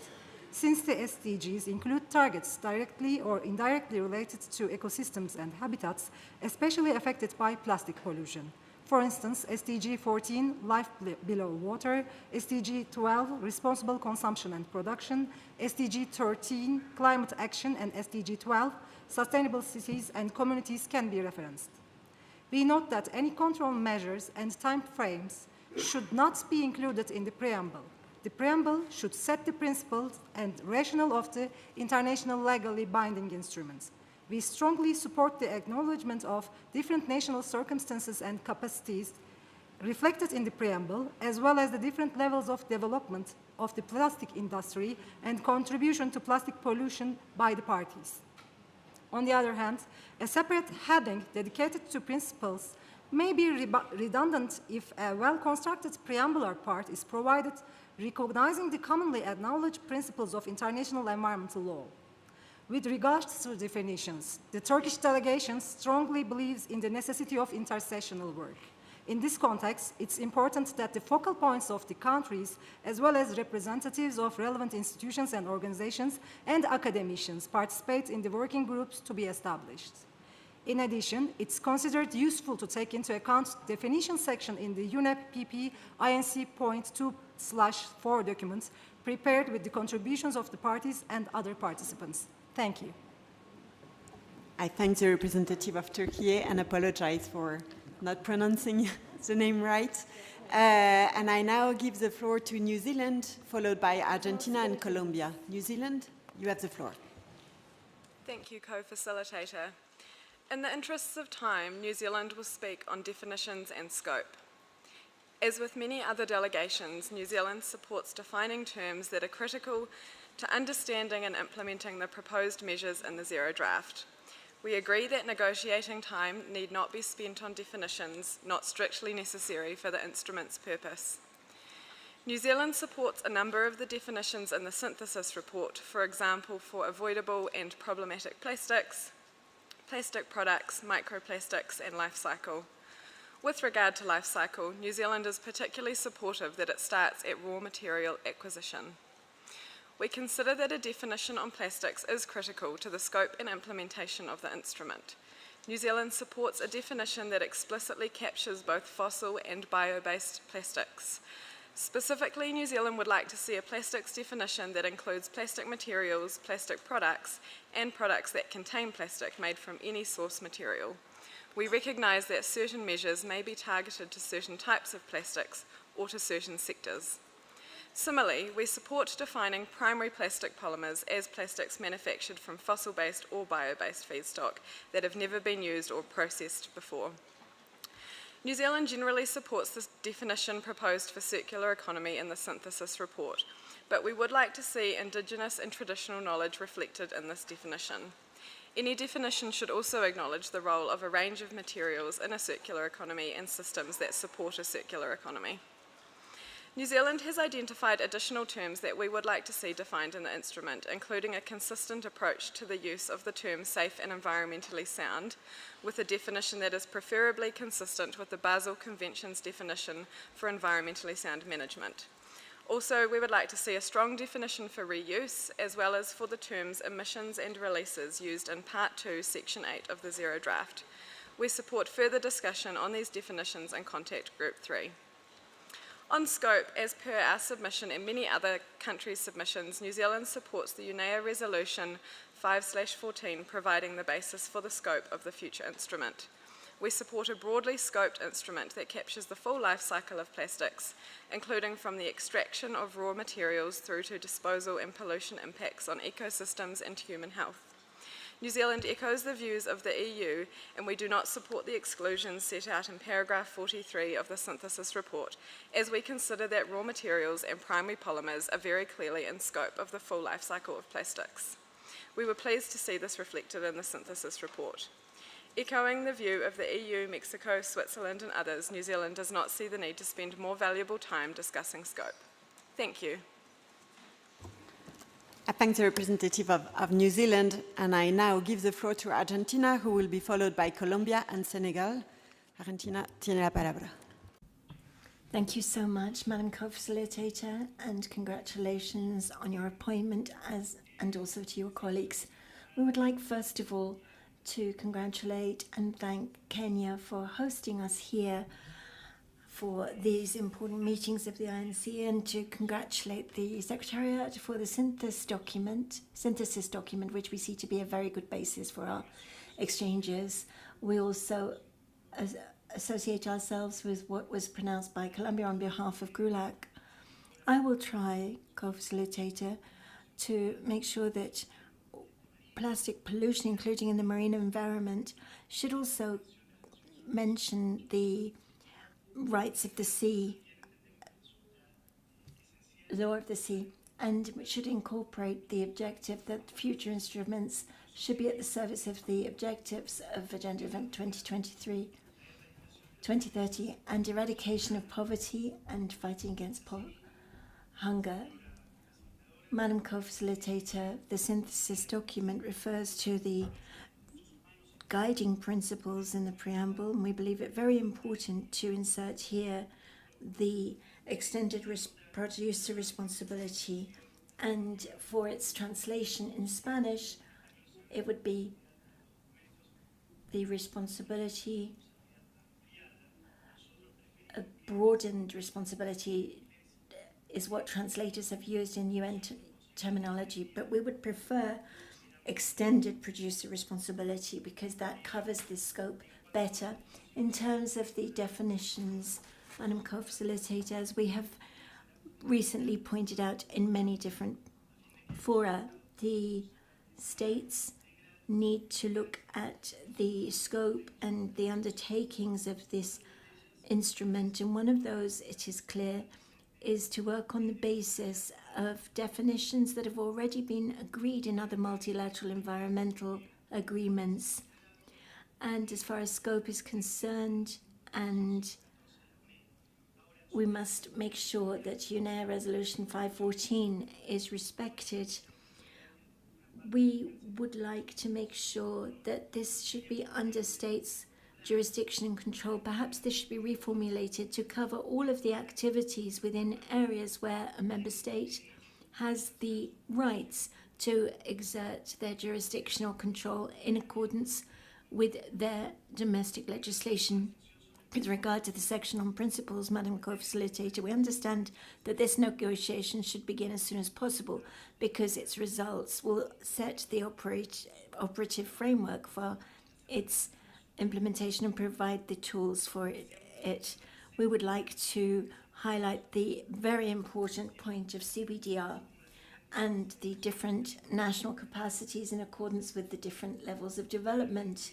And in order to conclude on this matter, Madam Co-Facilitator, and in accordance with Principle 2 of the Rio Declaration, Argentina hopes that the measures for control of plastic production will be defined at multilateral level on the basis of consensus and cooperation amongst all member states, so that it does not prejudice economies or sustainable development of developing countries, and will ensure that we do not restrict the international flows of investment and business in goods and services in an unjustified or discriminatory manner. I thank you so much, Madam Co-Facilitator. Muchas gracias, Argentina. Thank you, Argentina. Floor to Colombia, followed by Senegal and Pakistan. Colombia tiene la palabra. Colombia, you have the floor. Since it is the first time that Colombia takes the floor on its national capacity, allow me to congratulate you and your co-facilitator and the Secretariat, of course, for the hard work put together towards this preparatory meeting. For Colombia, it is key that the scope of the instrument address the full life cycle of plastics following the mandate of UNEP 5/14. In addition, the geographic scope of application should not be restrictive from the outset, as provisions that address issues such as contaminated sites of legacy plastics may require implementation outside national jurisdictions. The impacts of plastic pollution encompass all types of ecosystems, so the scope of this instrument must be broad enough to cover pollution in all environments and allow for measures from the source in benefit of all ecosystems, including but not limited to marine and coastal ecosystems that have a critical role as carbon sinks. Apart from the principles proposed by GRULAC in its reading contribution, the principles of prevention and precaution, which govern our national plastics legislation but are also central to other multilateral environmental agreements, must be duly incorporated from the formulation of the general objective of the instrument to the consideration of measures such as reduction of the source, measures that encourage circularity, the use of recycled plastic material, and alternatives and substitutes of plastic materials. Having common definitions is key to having a balanced discussion about each of the provisions. Such definitions should take into account the terms used in other relevant instruments and forums, including trade forums, in relation to certain designations of the production process and its actors. Other key considerations for Colombia were also referred in the intervention of our regional group, so we will not mention them again. Thank you. Muchas gracias. Thank you so much, Colombia. And now I'm going to give the floor to Senegal. Pakistan and China. Senegal, vous avez la parole. Senegal, you have the floor. Thank you. Thank you so much, Madam Co-Facilitator. I'm going to start by conveying our gratitude to Kenya for having hosted this meeting, and would also like to express our gratitude to the Secretariat for having organized this meeting, and of course congratulate the two co-facilitators for their wise leadership.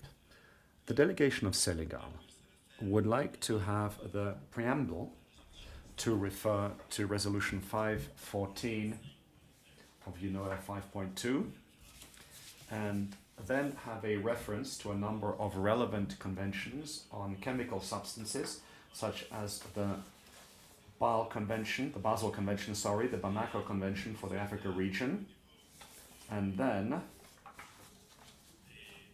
when it comes to the scope that I can pick up, the scope have to be an international legally binding instrument on the long-term elimination of plastic pollution based on a comprehensive approach that addresses the full life cycle of plastic and taking all sources of plastic pollution in all sectors, leakage into the environment, and incorporate provisions that promote sustainable production and consumption of plastic through, among other things, products designed and environmentally sound waste management, and address also legally plastic.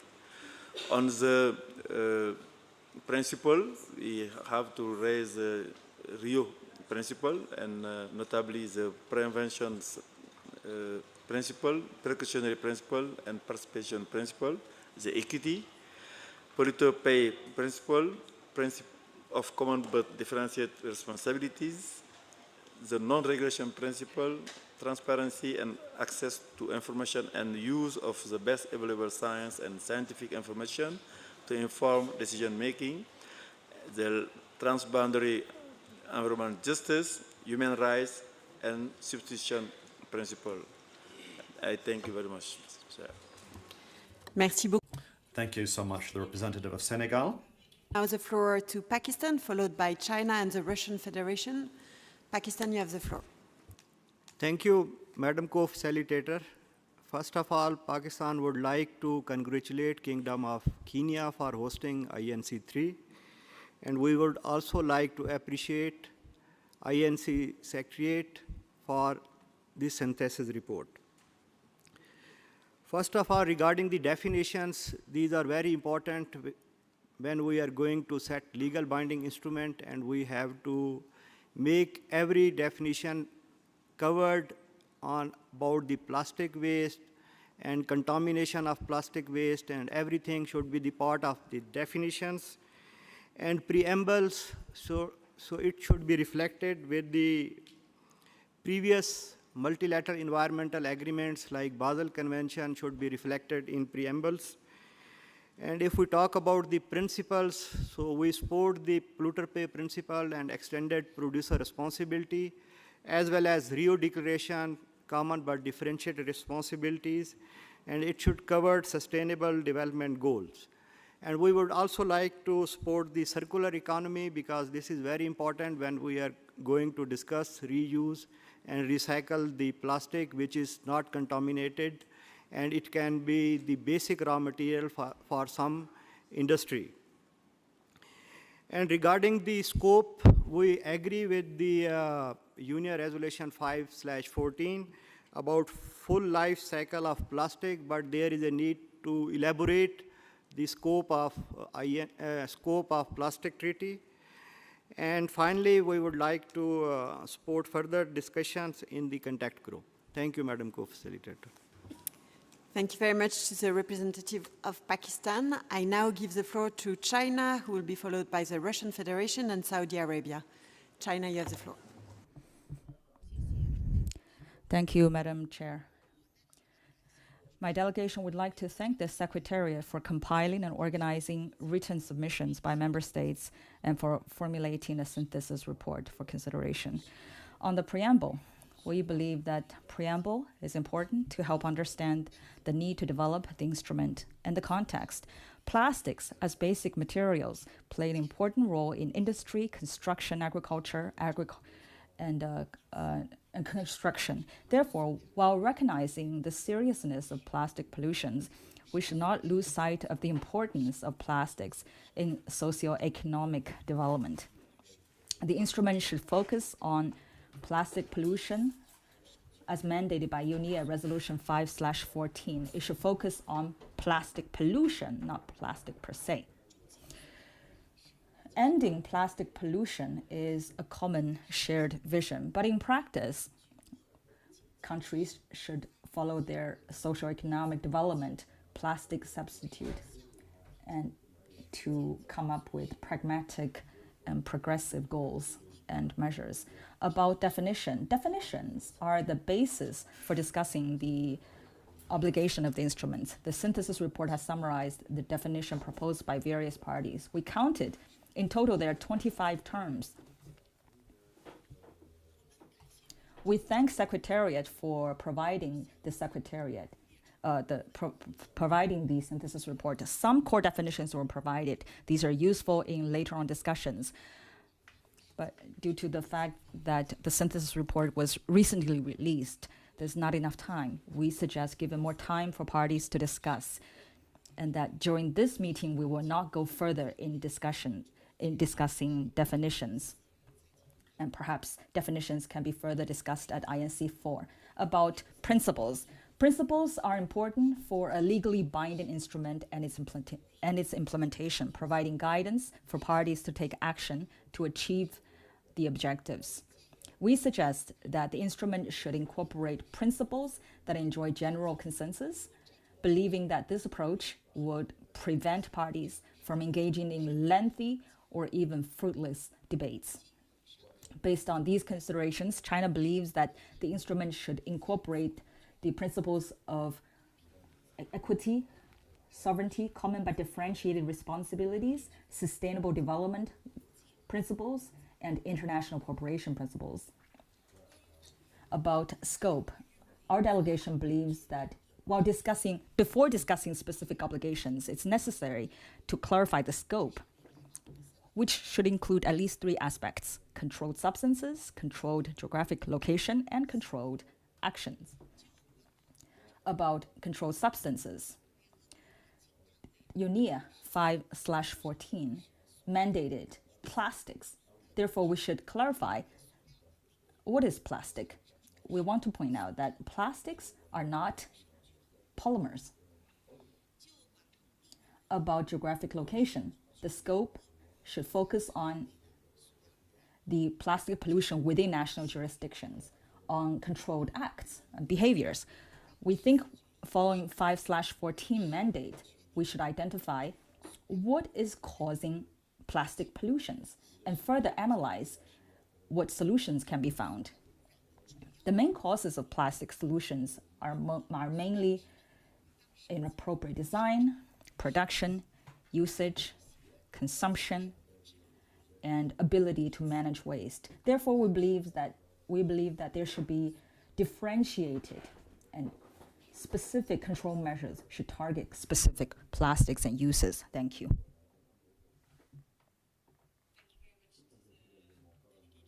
I now give the floor to the delegate from the Russian Federation. Russian Federation, you have the floor.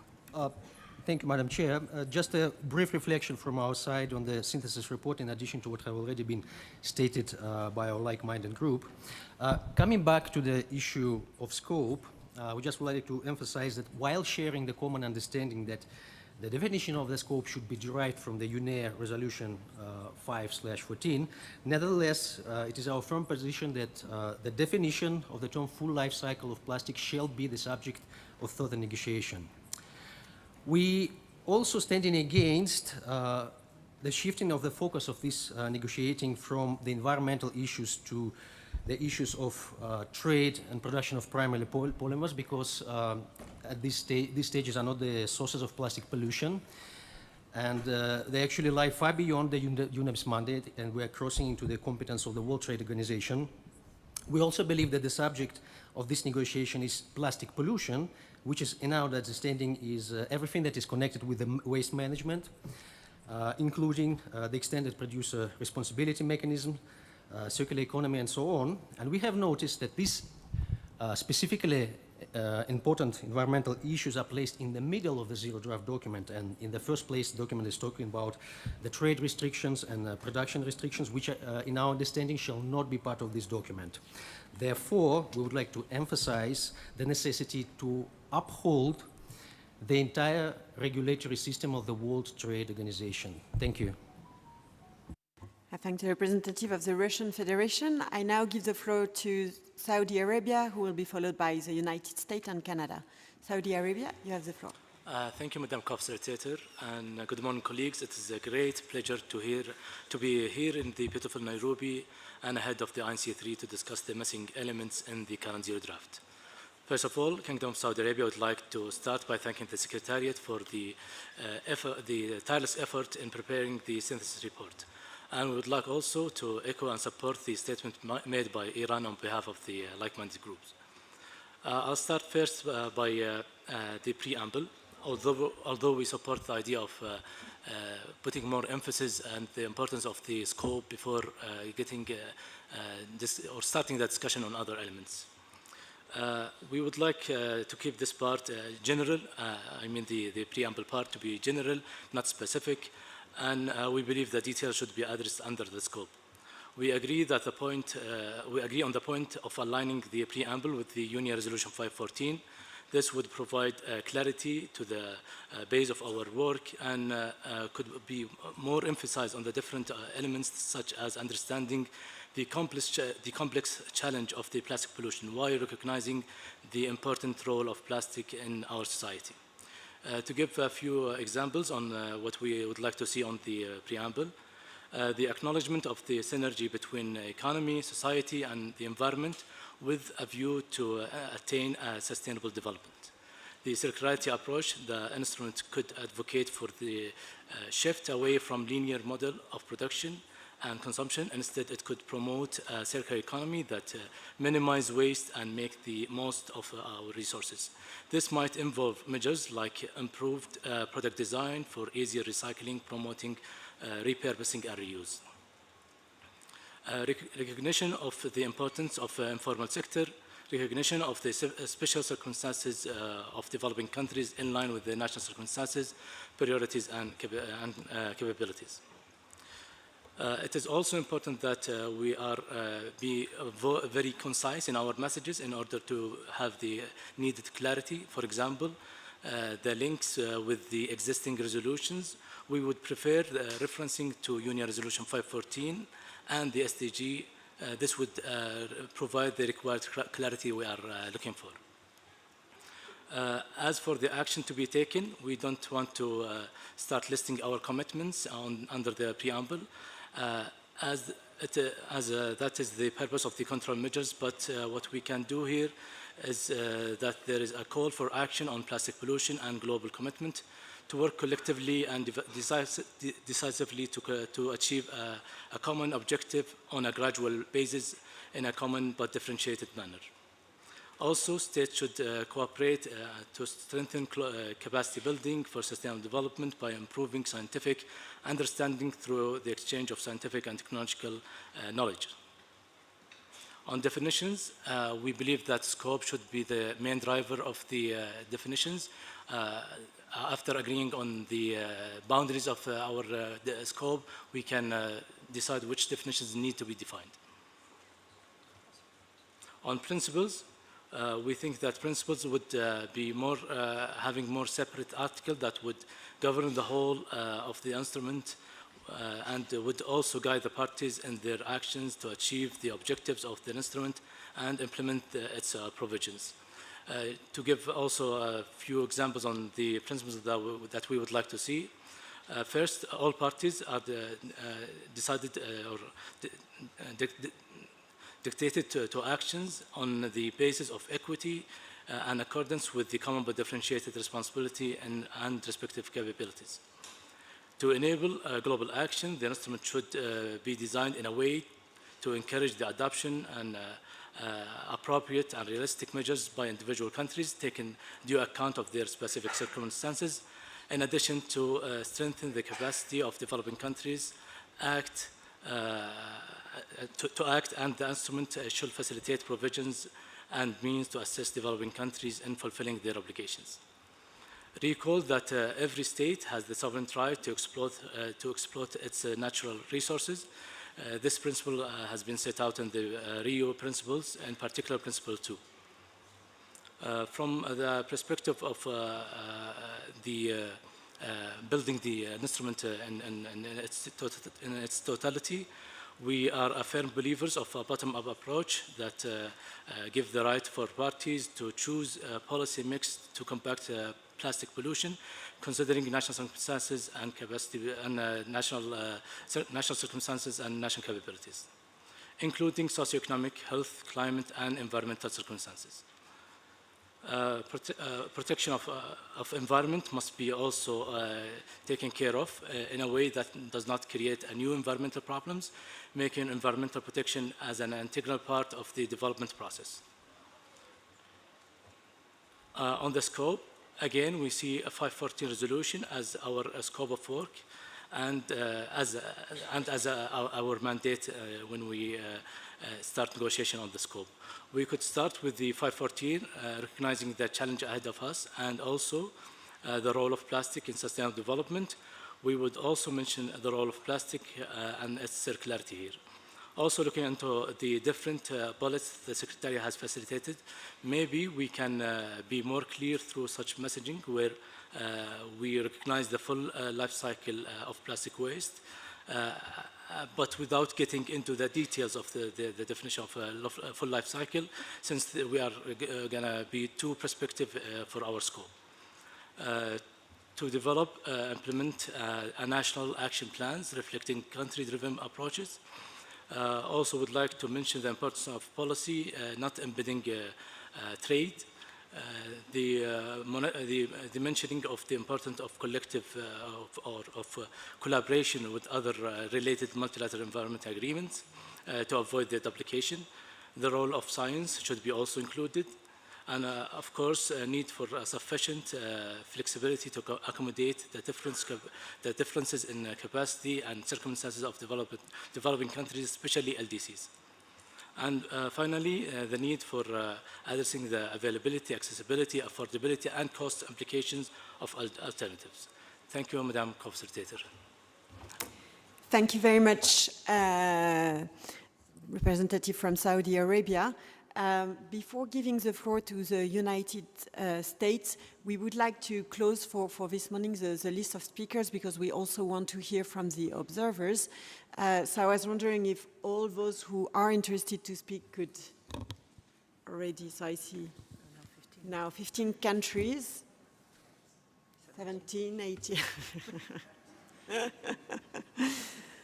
All right.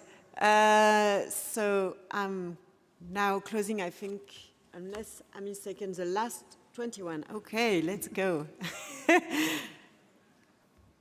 All right, so just to check, the last one I see is the representative from Iraq. Can you check? The last one is Iraq. All right. Thank you so much. And now I will give the floor to the representative of the United States, who will be followed by Canada and Armenia. The US, you have the floor. Thank you very much, co-facilitator, and congratulations to both of our co-facilitators for the role you're taking on here.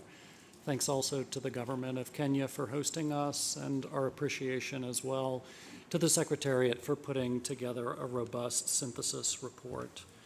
For the preamble, the United States supports developing a concise preamble that provides context for the operational provisions set out in the instrument. We would prefer for the negotiations of the preamble to begin after substantive provisions are close to finalized. With that said, we welcome any views countries may have on topics that might be referenced in the preamble, and we have listened carefully to previous interventions that have outlined some of those points.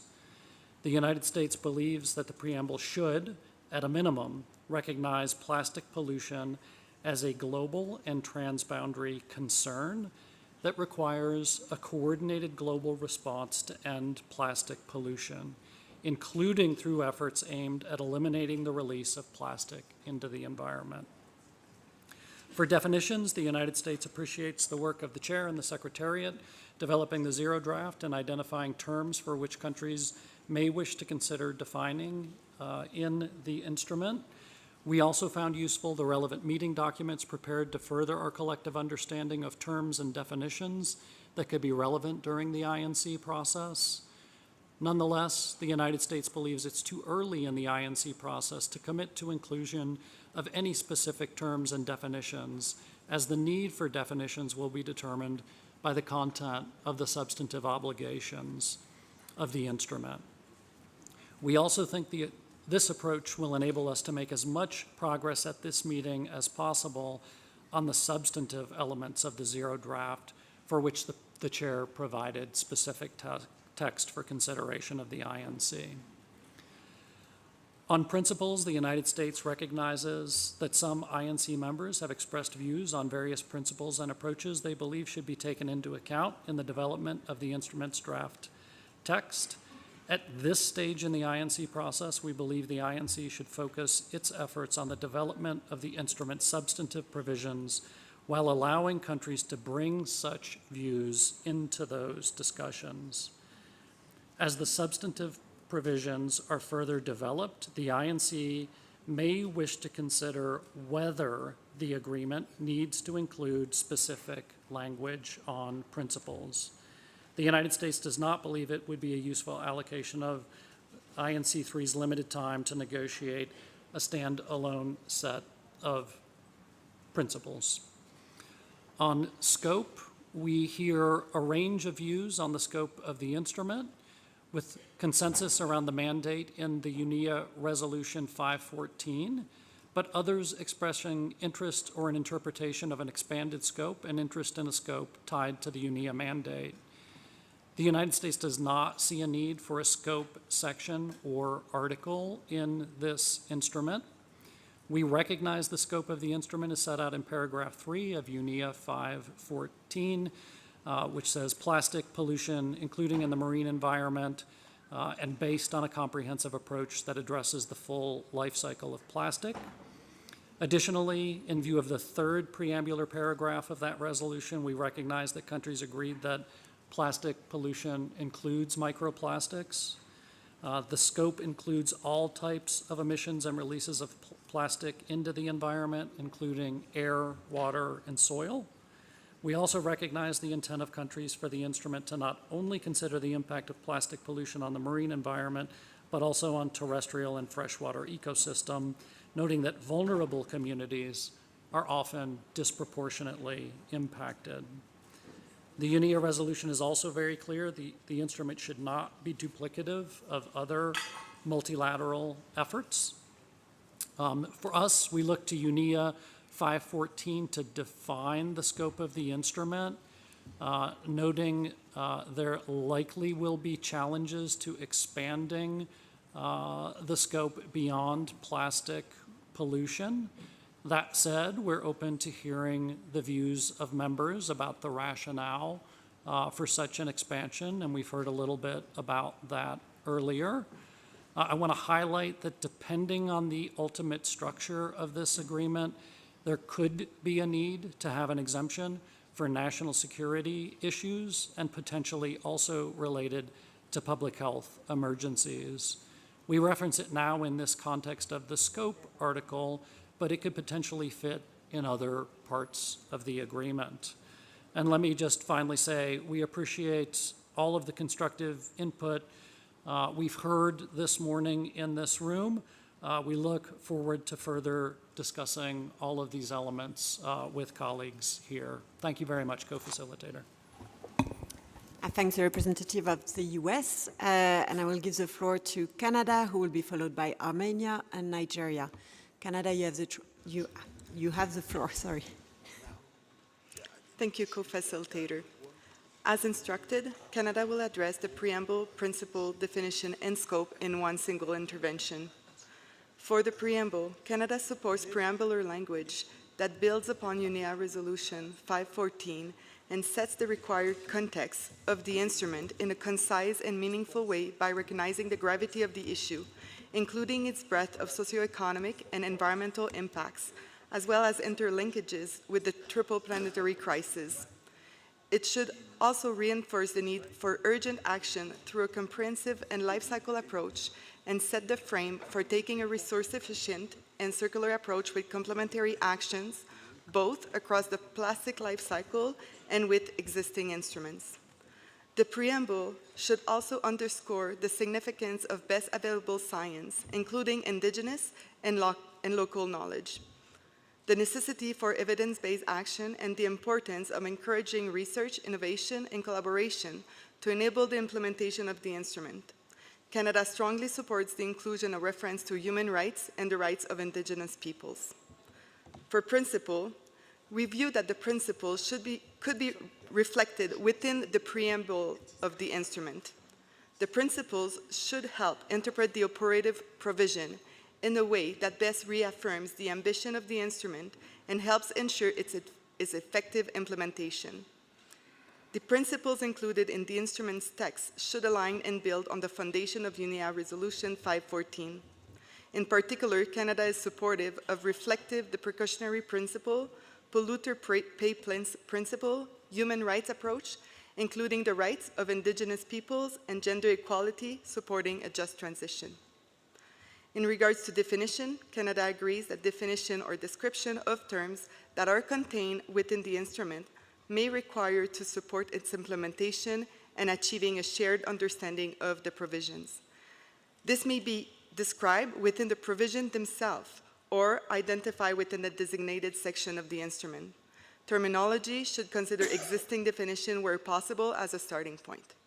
Finally, for scope, we are of the opinion that UNEP 514 resolution provides the adequate basis for scope of the instrument and should cover the full life cycle of plastics. Canada sees the instrument to include all plastics of all sizes and composition, fossil fuel and biomass base, plastic-associated chemicals, and plastic waste not addressed through other multilateral environment agreements.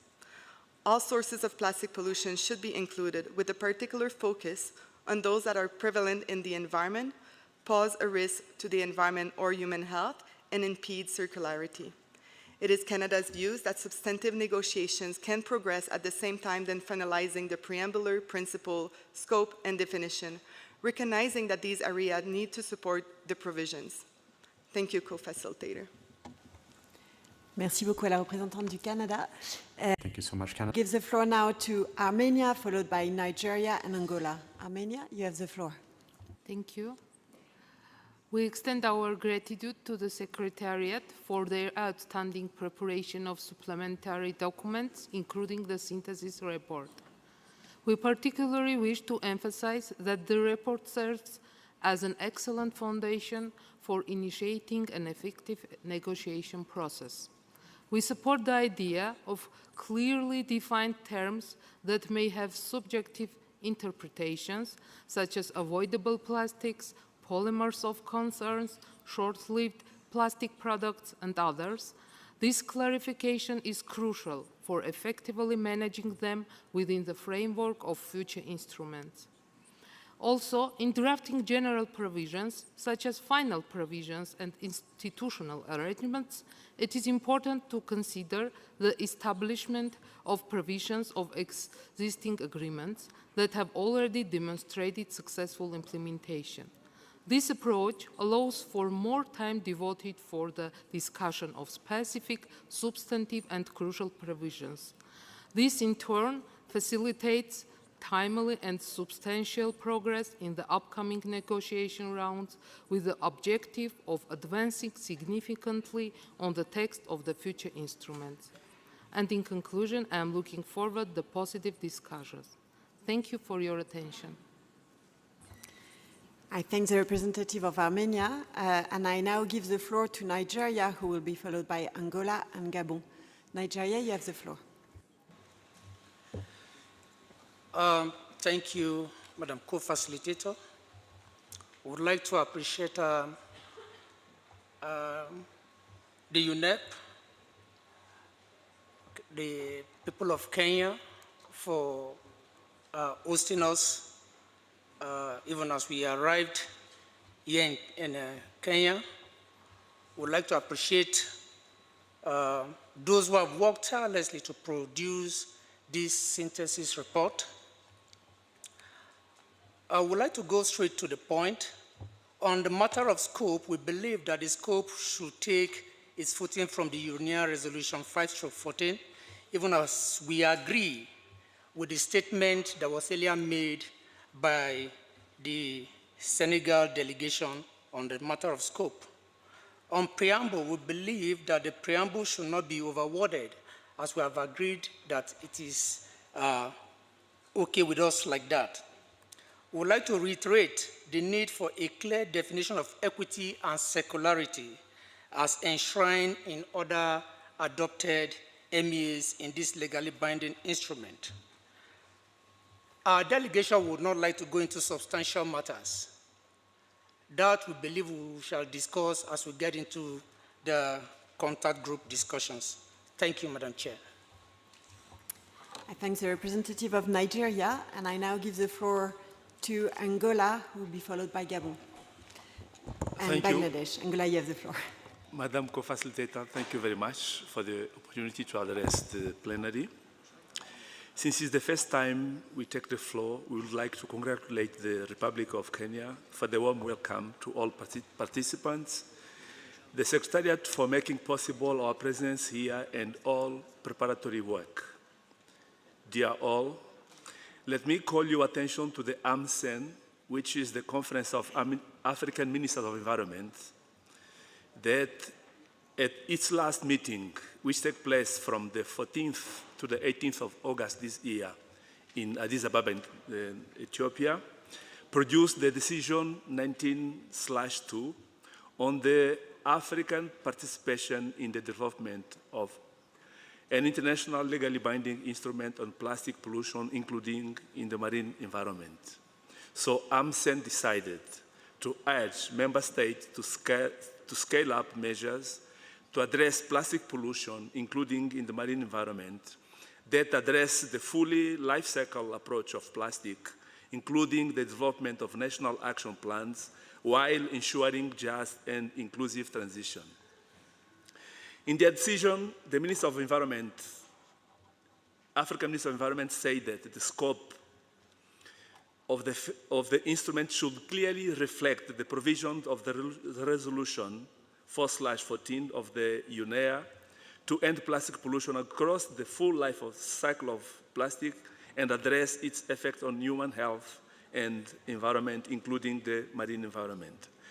African Minister of Environment called for a global instrument that eliminates the most harmful and high-risk plastic categories, including problematic polymers, chemicals of concern, products and application, and brings overall plastic production to sustainable levels, and also support sustainable production and consumption and the environmentally sound management of plastic waste, which also addresses existing plastic pollution. And in terms of principles, the African Minister of Environment decided that they support the application of the Rio principles, including the polluter pays and precautionary principles and the principle of common but differentiated responsibility, and emphasize the importance of operationalizing those principles throughout the provisions of the instrument.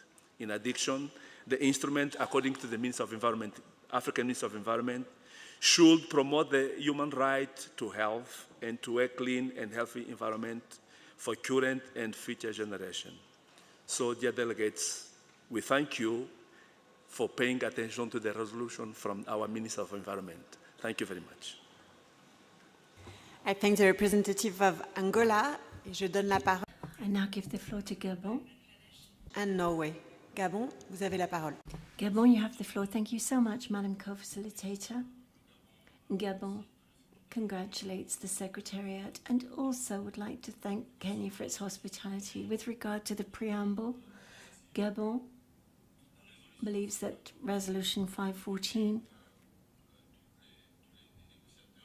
has inspired all negotiators and should be taken into account within the treaty, and all of the resolutions that came before that dealt with plastics and microplastics. With regard to the scope of the instrument, Gabon believes that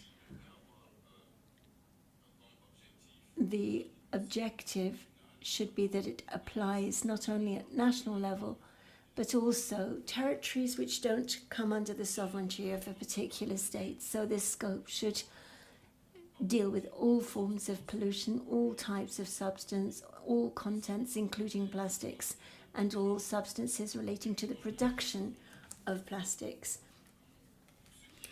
With regard to the principles, Gabon does support the fact that the Rio Declaration has inspired the drafting of this convention. We have, for example, the principles of integration, of information, of participation, the principle of precaution, of polluter pays, of chemicals of concern, of common but differentiated responsibilities, and the extended producer responsibility.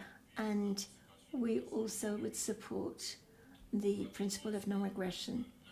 we believe that the principles should be disassociated from the preamble itself in order to have a clarification on the different principles adapted to the issues involved in fighting against plastic pollution. Thank you so much, says the co-facilitator. To Bangladesh, who will be followed by Norway and the Republic of Korea.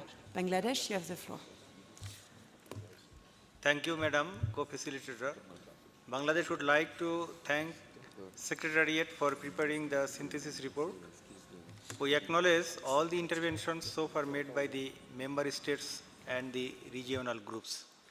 As you all know, that plastic can easily cross the administrative boundary without any intervention from upstream countries to downstream countries through international waterways or rivers. It is already proven that downstream countries are compelled to manage the cumulative plastic pollution coming from the higher altitude countries and facing the challenges like floods, waterlogging, fish migration, alternation of the navigability, irreversible damages of ecosystem, promoting vector-borne diseases, and extra burden to waste management system. Bangladesh found that this very important point is not properly addressed into the synthesis report. We have to be mindful that high-income countries have the technical and financial competency to solve the issue, whereas underdeveloped downstream countries are in serious problem of intercepting those plastic load. Under these circumstances, Bangladesh asks in INC to acknowledge the issue and requested to consider the two issues such as: one, adding a proper definition of a downstream underdeveloped country; two, at the same time, add a comprehensive list of downstream underdeveloped countries in the annexes. Thank you, Madam Co-Facilitator. Thank you. I thank the representative of Bangladesh. Just to let you know, colleagues, because it's already 12:40, so what we are going to do is that we have the opportunity to continue the session until 1:10. So our objective is to continue as much as we can on the list of speakers, and then those who will, that we have registered will be able to speak at the beginning of the session this afternoon, and that's when also we will give the intervention from the observers. So I just want to let our observers colleagues know that we are not forgetting them, and we will make sure they will also have the time to speak this afternoon. So I now give the floor to Norway, who will be followed by the Republic of Korea and Australia. Norway, you have the floor. Thank you, Co-Chair. We thank the Secretariat for having prepared the synthesis report and congratulate the co-chairs on your appointment. For the preamble, Norway would prefer waiting with further developments of the preamble until substantive elements have been discussed. The synthesis report provides a useful overview of the many issues that could be elaborated in the preamble. Norway would highlight the interlinkages between the triple planetary crisis of climate change, biodiversity loss, and pollution, as well as recognizing plastic pollution's impact on human health and the planetary boundaries. For definitions, Norway recognizes the need to define certain terms to avoid ambiguity as the negotiations advance, but these terms should be identified and developed in relation to the specific provisions and do not require a dedicated negotiating track or specific time set aside. Where possible, relying on definitions that have been adopted or endorsed by other intergovernmental processes, including working definitions as necessary. On principles, this delegation is open to including certain principles in the context of understanding specific provisions. We do not see the need for a dedicated provision listing a number of standalone principles. And finally, Norway sees the scope outlined in the UNEP resolution as the basis for our work in the INC, addressing the full life cycle of plastics.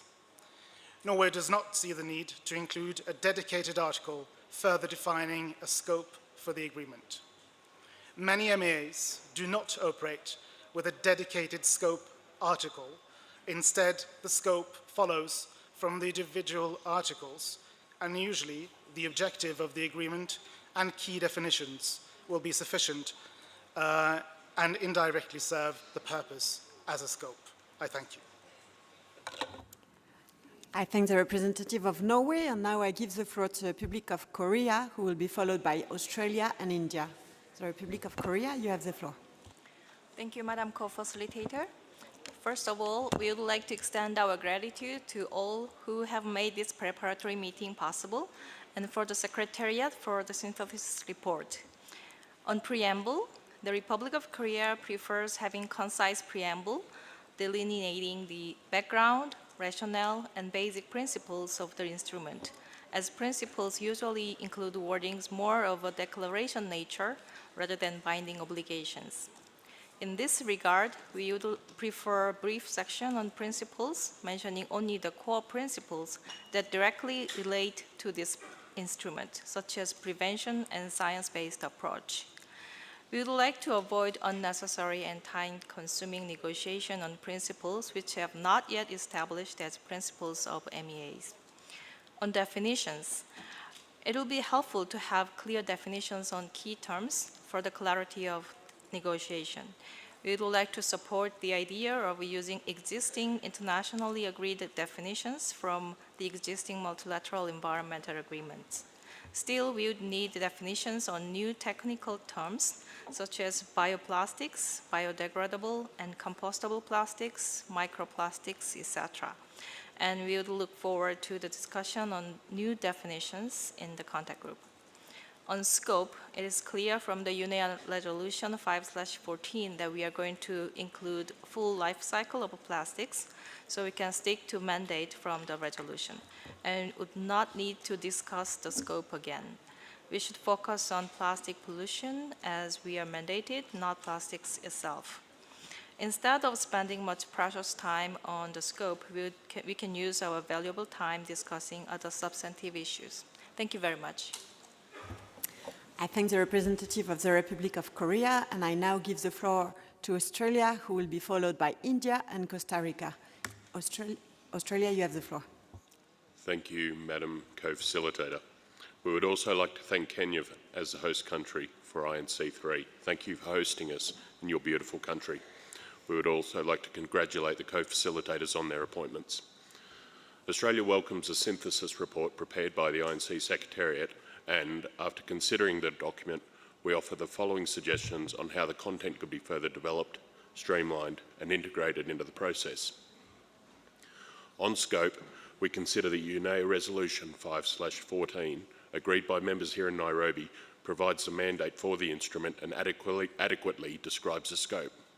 For the instrument to be successful, we consider it essential that it includes provisions across the full life cycle of plastics to achieve a safe circular economy for plastic. Australia supports the approach taken in a number of other multilateral environmental agreements. That is, for the instrument's scope of operation to be determined by its objective and further elaborated in the core obligations, without necessarily including a specific provision on scope. We note that this approach would also help ensure that the instrument is enduring by avoiding a prescriptive scope that inadvertently precludes future technological solutions that we cannot anticipate in 2023. On preamble and principles, we note the purpose of these sections would be to frame the instrument's final operation and implementation. We thank the Secretariat for its work to collate those principles identified as particularly significant to INC members. Given the instrument's provisions are still subject to discussions, we consider that it may be premature to focus on the preamble and principles at this stage of the process. We suggest instead that discussions be undertaken in earnest when we have more clarity on the instrument's core obligations. We note suggestions by some delegations this morning that principles could be contained in other provisions of the instrument rather than a dedicated section for principles themselves. We support the committee's consideration of this approach. On definitions, this section will be crucial to the instrument's effective implementation. Given the technical nature of many terms, we consider that it would be more appropriate that definitions are progressed by technical experts through intersessional work and are considered in the context of agreed operative provisions. As a starting point, we support adopting existing agreed definitions where they exist. Thank you. I thank the representative of Australia, and I now give the floor to India, who will be followed by Costa Rica and Uruguay. India, you have the floor. Thank you, Madam Co-Facilitator. I would first thank the INC Secretariat for preparing the synthesis report on the submissions received on elements not discussed at the second session, such as the scope and principles of the instrument. I'd like to thank Government of Kenya for hosting this preparatory meeting. It needs no overemphasis that plastics are useful materials and that the INC should address the pollution caused by plastic, which needs to be addressed. For the preamble of the international legally binding instrument, Indian delegation believes that it should be developed using the agreed elements in UNEP 514. We see both scope as well as principles as the fundamental elements that must be integral to the international legally binding instrument to end plastic pollution. For scope, we believe that the scope of the instrument should be circumscribed as per UNEP 5.2 Resolution 514. Any potential considerations on elements defining a scope should not be beyond the mandate of UNEP 514 resolution. The scope of the instrument should be circumscribed by Rio Principle 12, which emphasizes that the trade policy measures for environmental purposes should not constitute a means of arbitrary or unjustifiable discrimination or a disguised restriction on international trade. The scope should help in ensuring that there is no overlap with mandates of relevant existing multilateral government environment agreements and other relevant multilateral forums such as WTO. For principles, the principles of the Rio Declaration on Environment and Development, including common but differentiated responsibility, as well as national circumstances and capabilities, and equity, need to flow through the international legally binding instrument. The principle of common but differentiated responsibility and national circumstances and capabilities should be and must be integrated in operative provisions of international legally binding instrument. Deliberations on the elements of the draft need to take note of these principles, as it would help in shaping of the instrument, recognizing the differences in terms of circumstances and capabilities of different countries. There is a need to clearly define complete life cycle of plastics, keeping in view the thrust of UNEP Resolution 514, that is to end plastic pollution. Clear definitions will ensure effective and efficient implementation of the envisaged international legally binding instrument to end plastic pollution. When countries would be deliberating on various issues during the coming days, we hope that we would be taking a very pragmatic approach to evolve consensus on all aspects. Thank you, Madam Co-Facilitator. I thank the representative of India. Y le doy la palabra a Costa Rica. And now I give the floor to Costa Rica, followed by Uruguay and Panama. Thank you very much, Madam Co-Facilitator, for giving us the floor. Since this is the first time that we are taking the floor, we would like to begin by congratulating you and your co-facilitator for leading this process. We'd also like to thank the Secretariat for the important preparatory work that has been done that has allowed this initiation of INC-3. For my delegation, the objective of this instrument is to put an end to plastic pollution, including in the marine environment, and to protect human health through the prevention, reduction, and the elimination of plastic pollution throughout its whole life cycle.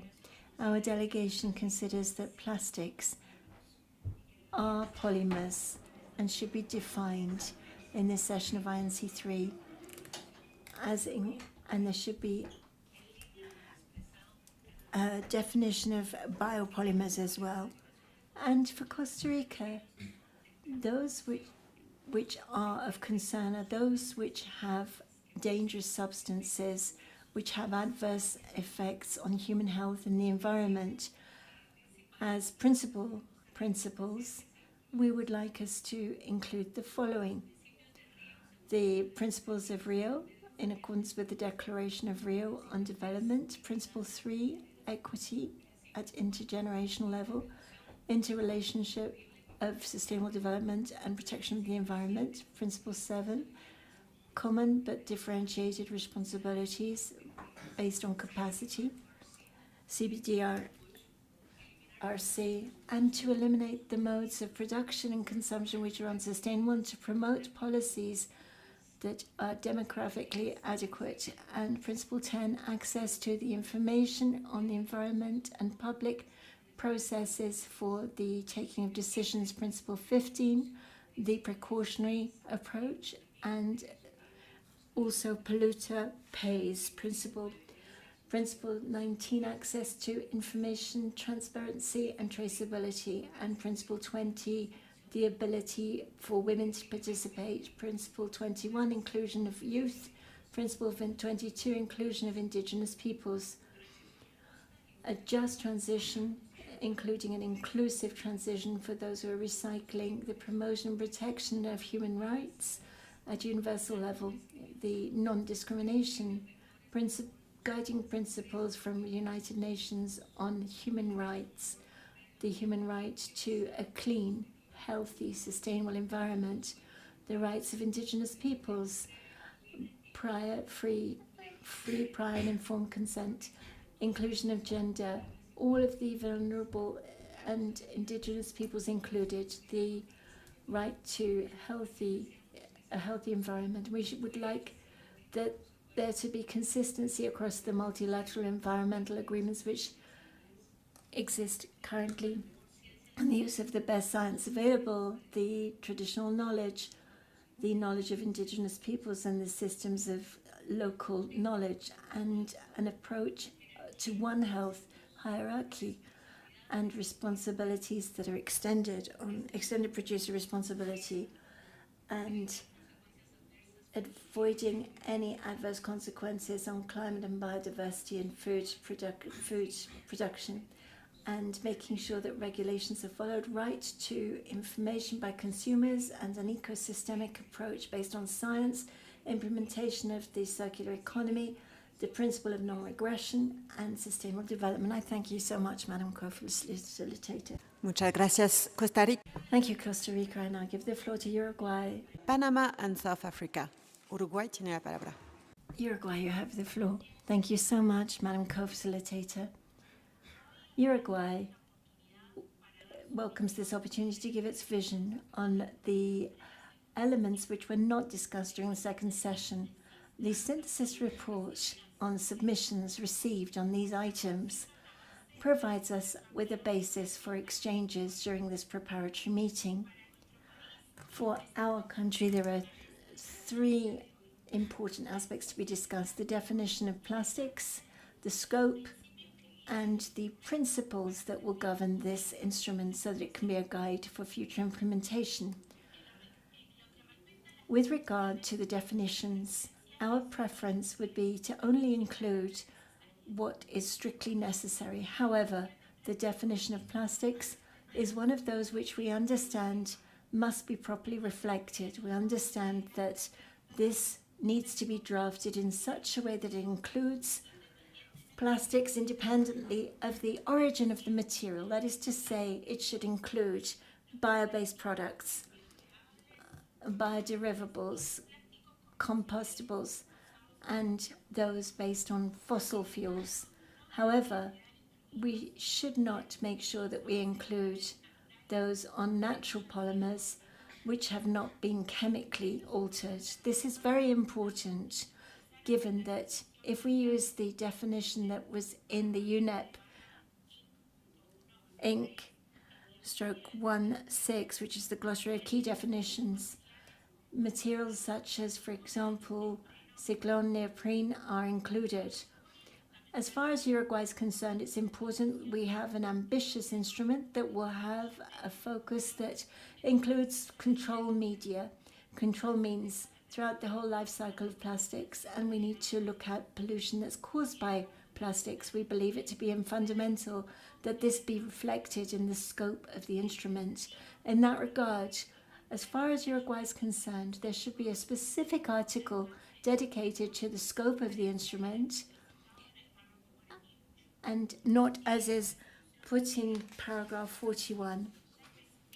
Resolution 514 says that this should have an integrated approach throughout the whole life cycle of plastics, and there is no clear limitation between what is considered to be plastic and what is not. The scope must reflect the fact that in the scope of the life cycle we include all types of plastics independently of the origin of their material, and we would like to draw your attention to paragraph 43b. And to make sure that this is included in the submission by GRULAC, we would like to highlight especially the importance of including the promotion and protection of human rights as a principle that should be guiding and cross-cutting, including the right to health and a clean environment that is healthy and sustainable. The gender perspective, the Rio principles, and especially those of the common but differentiated responsibilities, taking into account respective circumstances and capacities, the principle, the precautionary approach, the prevention, equity and access to information, transparency, knowledge-based science, amongst others. Thank you so much for your attention. Thank you very much, Uruguay, says the co-facilitator. I now give the floor to Panama. And Cuba. Panama tiene la palabra. Panama, you have the floor. Thank you so much, Madam Co-Facilitator. We would like to thank Kenya as the host country and the Secretariat for the synthesis report, as well as our co-facilitators for all their work carried out so far. We would like to begin by mentioning the statement made by Colombia on behalf of CRULAC about the scope of the instrument. We consider that the scope of implementation should be based on what was stipulated in UNEP 514, where reference is made to the different repercussions of plastic pollution, including its cross-border nature, and the actions must take into account the whole of the life cycle and take into account all of the abilities of countries. We must make sure that the role of science is included, as well as indigenous knowledge. In terms of the principles, from the point of view of Panama, we believe it's important to emphasize human rights to a clean environment, the right to nature, and the prevention of the sources of pollution by plastics and their adverse effects on the marine ecosystem, and what has already been covered in international environmental agreements. We would like to highlight the importance of the Declaration of Rio on the environment, the precautionary principle, non-regression, the hierarchy of waste and gender inclusion, the extended responsibility of producers, and food security. For our coastal areas, we must emphasize the importance of prevention of marine pollution in accordance with Sustainable Development Goal 14 and its effects on marine resources. We support the elements made by other delegations, such as the gender perspective, vulnerable populations, indigenous populations, access to information, transparency, traceability, and access to environmental information and public participation in taking decisions. As was said by the distinguished delegate of Argentina, it's very important to assess and translate properly some of the terms. For example, when we speak about the extended producer responsibility, as far as the definitions provided, we are pleased to note some of the technical definitions given, and we note that some of the definitions could be broadened and others included to strengthen the scope for the future instrument. And we would like to make sure that this is carried out with the possible annexes so that it supports the instrument. My country believes also that this instrument and taking decisions should be based on science. It's necessary that science provides the basis so that we have a convention which responds to the latest information and is strengthened over time. This will allow us to strengthen cooperation with a cooperative approach as we seek to resolve solutions. And in conclusion, we lobby for substantive efforts during INC-3, and we hope that there will be some contact groups set up on this zero draft so that we can continue to provide solutions. Thank you so much for your attention. Muchas gracias. Thank you so much, Panama. Now I'll give the floor to South Africa. South Africa, you have the floor. Thank you, Madam Co-Facilitator. South Africa is grateful for the hospitality of the government and people of Kenya, and also thankful for the excellent organization of the meeting by the INC Secretariat. On principles, South Africa regards principles to be necessary in guiding and influencing measures of the instrument in ending plastic pollution. In this regard, South Africa underscores human rights, especially on protection of human health and the environment. Precautionary principles that underscore a risk-averse and cautious approach need to be applied. The instrument needs to take into account the limits of current knowledge about the consequences of plastics. Polluter pays principle is critical. An extension of that through extended producer responsibility is emphasized by my delegation. It is necessary that the just transition principle is also included to also safeguard the interests of the vulnerable. It is necessary that the real principle of common but differentiated responsibilities as provided for in the founding UNEP 514 decision is underscored, as it is necessary for South Africa as a developing country. Evidence-based policy making requires that the best available science need to inform the criteria linked to relevant measures. Openness and transparency in sharing of information about plastics is critical. On the scope, South Africa supports UNEP 514 decision, especially on comprehensive approach that addresses the full life cycle of plastics to eliminate plastic pollution, including leakage, and also to protect the environment, human health, and livelihoods from the impacts of plastic pollution. My delegation wants to underscore sustainable consumption and production and the complementarity with the Sustainable Development Goal 12. It is key that we sustain the livelihoods of both current and future generations. Plastic material footprint per capita, material footprint per GDP, plastic consumption are key indicators that need to be taken into account as part of the tracking of sustainable consumption and production levels, and it could be a consideration as part of the criteria and the relevant annexures.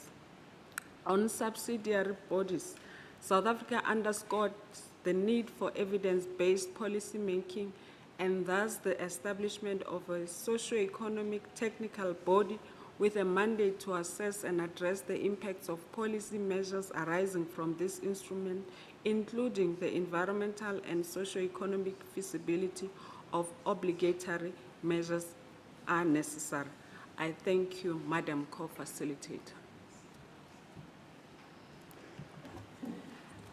I thank the delegate from South Africa, and now we'll take our last speaker for this morning session, which is Cuba. Cuba tiene la palabra. Cuba, you have the floor. Thank you so much, Madam Co-Facilitator. Cuba thanks the efforts made by the Secretariat to compile all of these documents sent to us before the 15th of September. It was a large number. This is the first time that we are debating the first and preliminary ideas and options on the preamble, the scope, the principles, and subsidiary bodies, as is natural in all negotiation processes. There's a whole range of ideas, and we hope that we will come to consensus over this. We will just refer, first of all, to basic principles which are essential to my country. First of all, it's important to take into account Resolution 514 from UNEP, and this has given us the mandate for these negotiations and must form the basis. The preamble and the scope of this instrument is contained in that resolution, and therefore we think that what we should now consider in terms of the scope is what's already in paragraph 31, which is the elimination of plastic pollution. We are concerned by the fact that we are going beyond what was actually agreed to in that resolution. The focus of the resolution is plastics pollution, not necessarily over the production and the commercialization of plastics. These are very much used in many countries, and there are no substitutes for many of them. We do need to work on past, present, and future plastics pollution, and that's what we should be focusing on. The definitions are necessary, but we must also work initially on a minimum number of terms, the ones which are the most essential in terms of looking at the obligations. These can be defined through the work of the group 1 on definitions, and in the part of definitions we are noting that there are new terms being introduced which do not find their place in 514, and in the zero draft it talks about plastics pollution. For Cuba, this is to be interpreted that this is the same thing. However, if we wish to refer to polymers or the primary commodity, we should not call them plastics. We have a mandate that is already in the resolution which relates to eliminating plastics pollution. And therefore, with that clarity, I think we could move forwards. The unnecessary plastics that need to be avoided, we must make sure that we just use one single term. The principles are very important, and the Rio principles need to be included. However, we must also consider others, such as the availability for means of implementation, development, the right to development, which should be complementary to Agenda 2030 and sustainable development, the respective sovereignty of countries, and making sure that they're able to implement the instrument. And finally, it's necessary to take into account national circumstances and the capacities of different countries, particularly developing countries, which should be included both in the preamble as well as in the scope, as we recognize under UNEP Resolution 514. Thank you very much, Cuba. Colleagues, we have ended our time with our with the interpreters, and I really want to thank them for this morning. Thank you. We will gather again at the Secretariat will let us know, I guess. Just to note that we still have 9. We'll gather again at 3 p.m. Thank you. We still have 9. I'm seeing a 10th one. 10. Okay. We still have 10 countries who wants to intervene. I will really now close, because since we closed the what's the name of it? Since we closed the list of speakers, thank you. 5 more countries added, which is fine, but I think we also need to make sure that we have enough time to discuss the rest of the agenda. So I'm going to read the list of countries who have requested for the floor, and then we will go to the observers. So the following countries will be next. We will start again with Kenya. Oh, Vietnam, did you still want to take the floor? Later? Okay, so Vietnam, then we'll have Micronesia, Morocco, Iraq, Rwanda, Bahrain, Guinea, Palau, the Emirates, Tunisia, United Arab Emirates, I'm so sorry, Chile, Ghana, Malaysia. Okay, guys.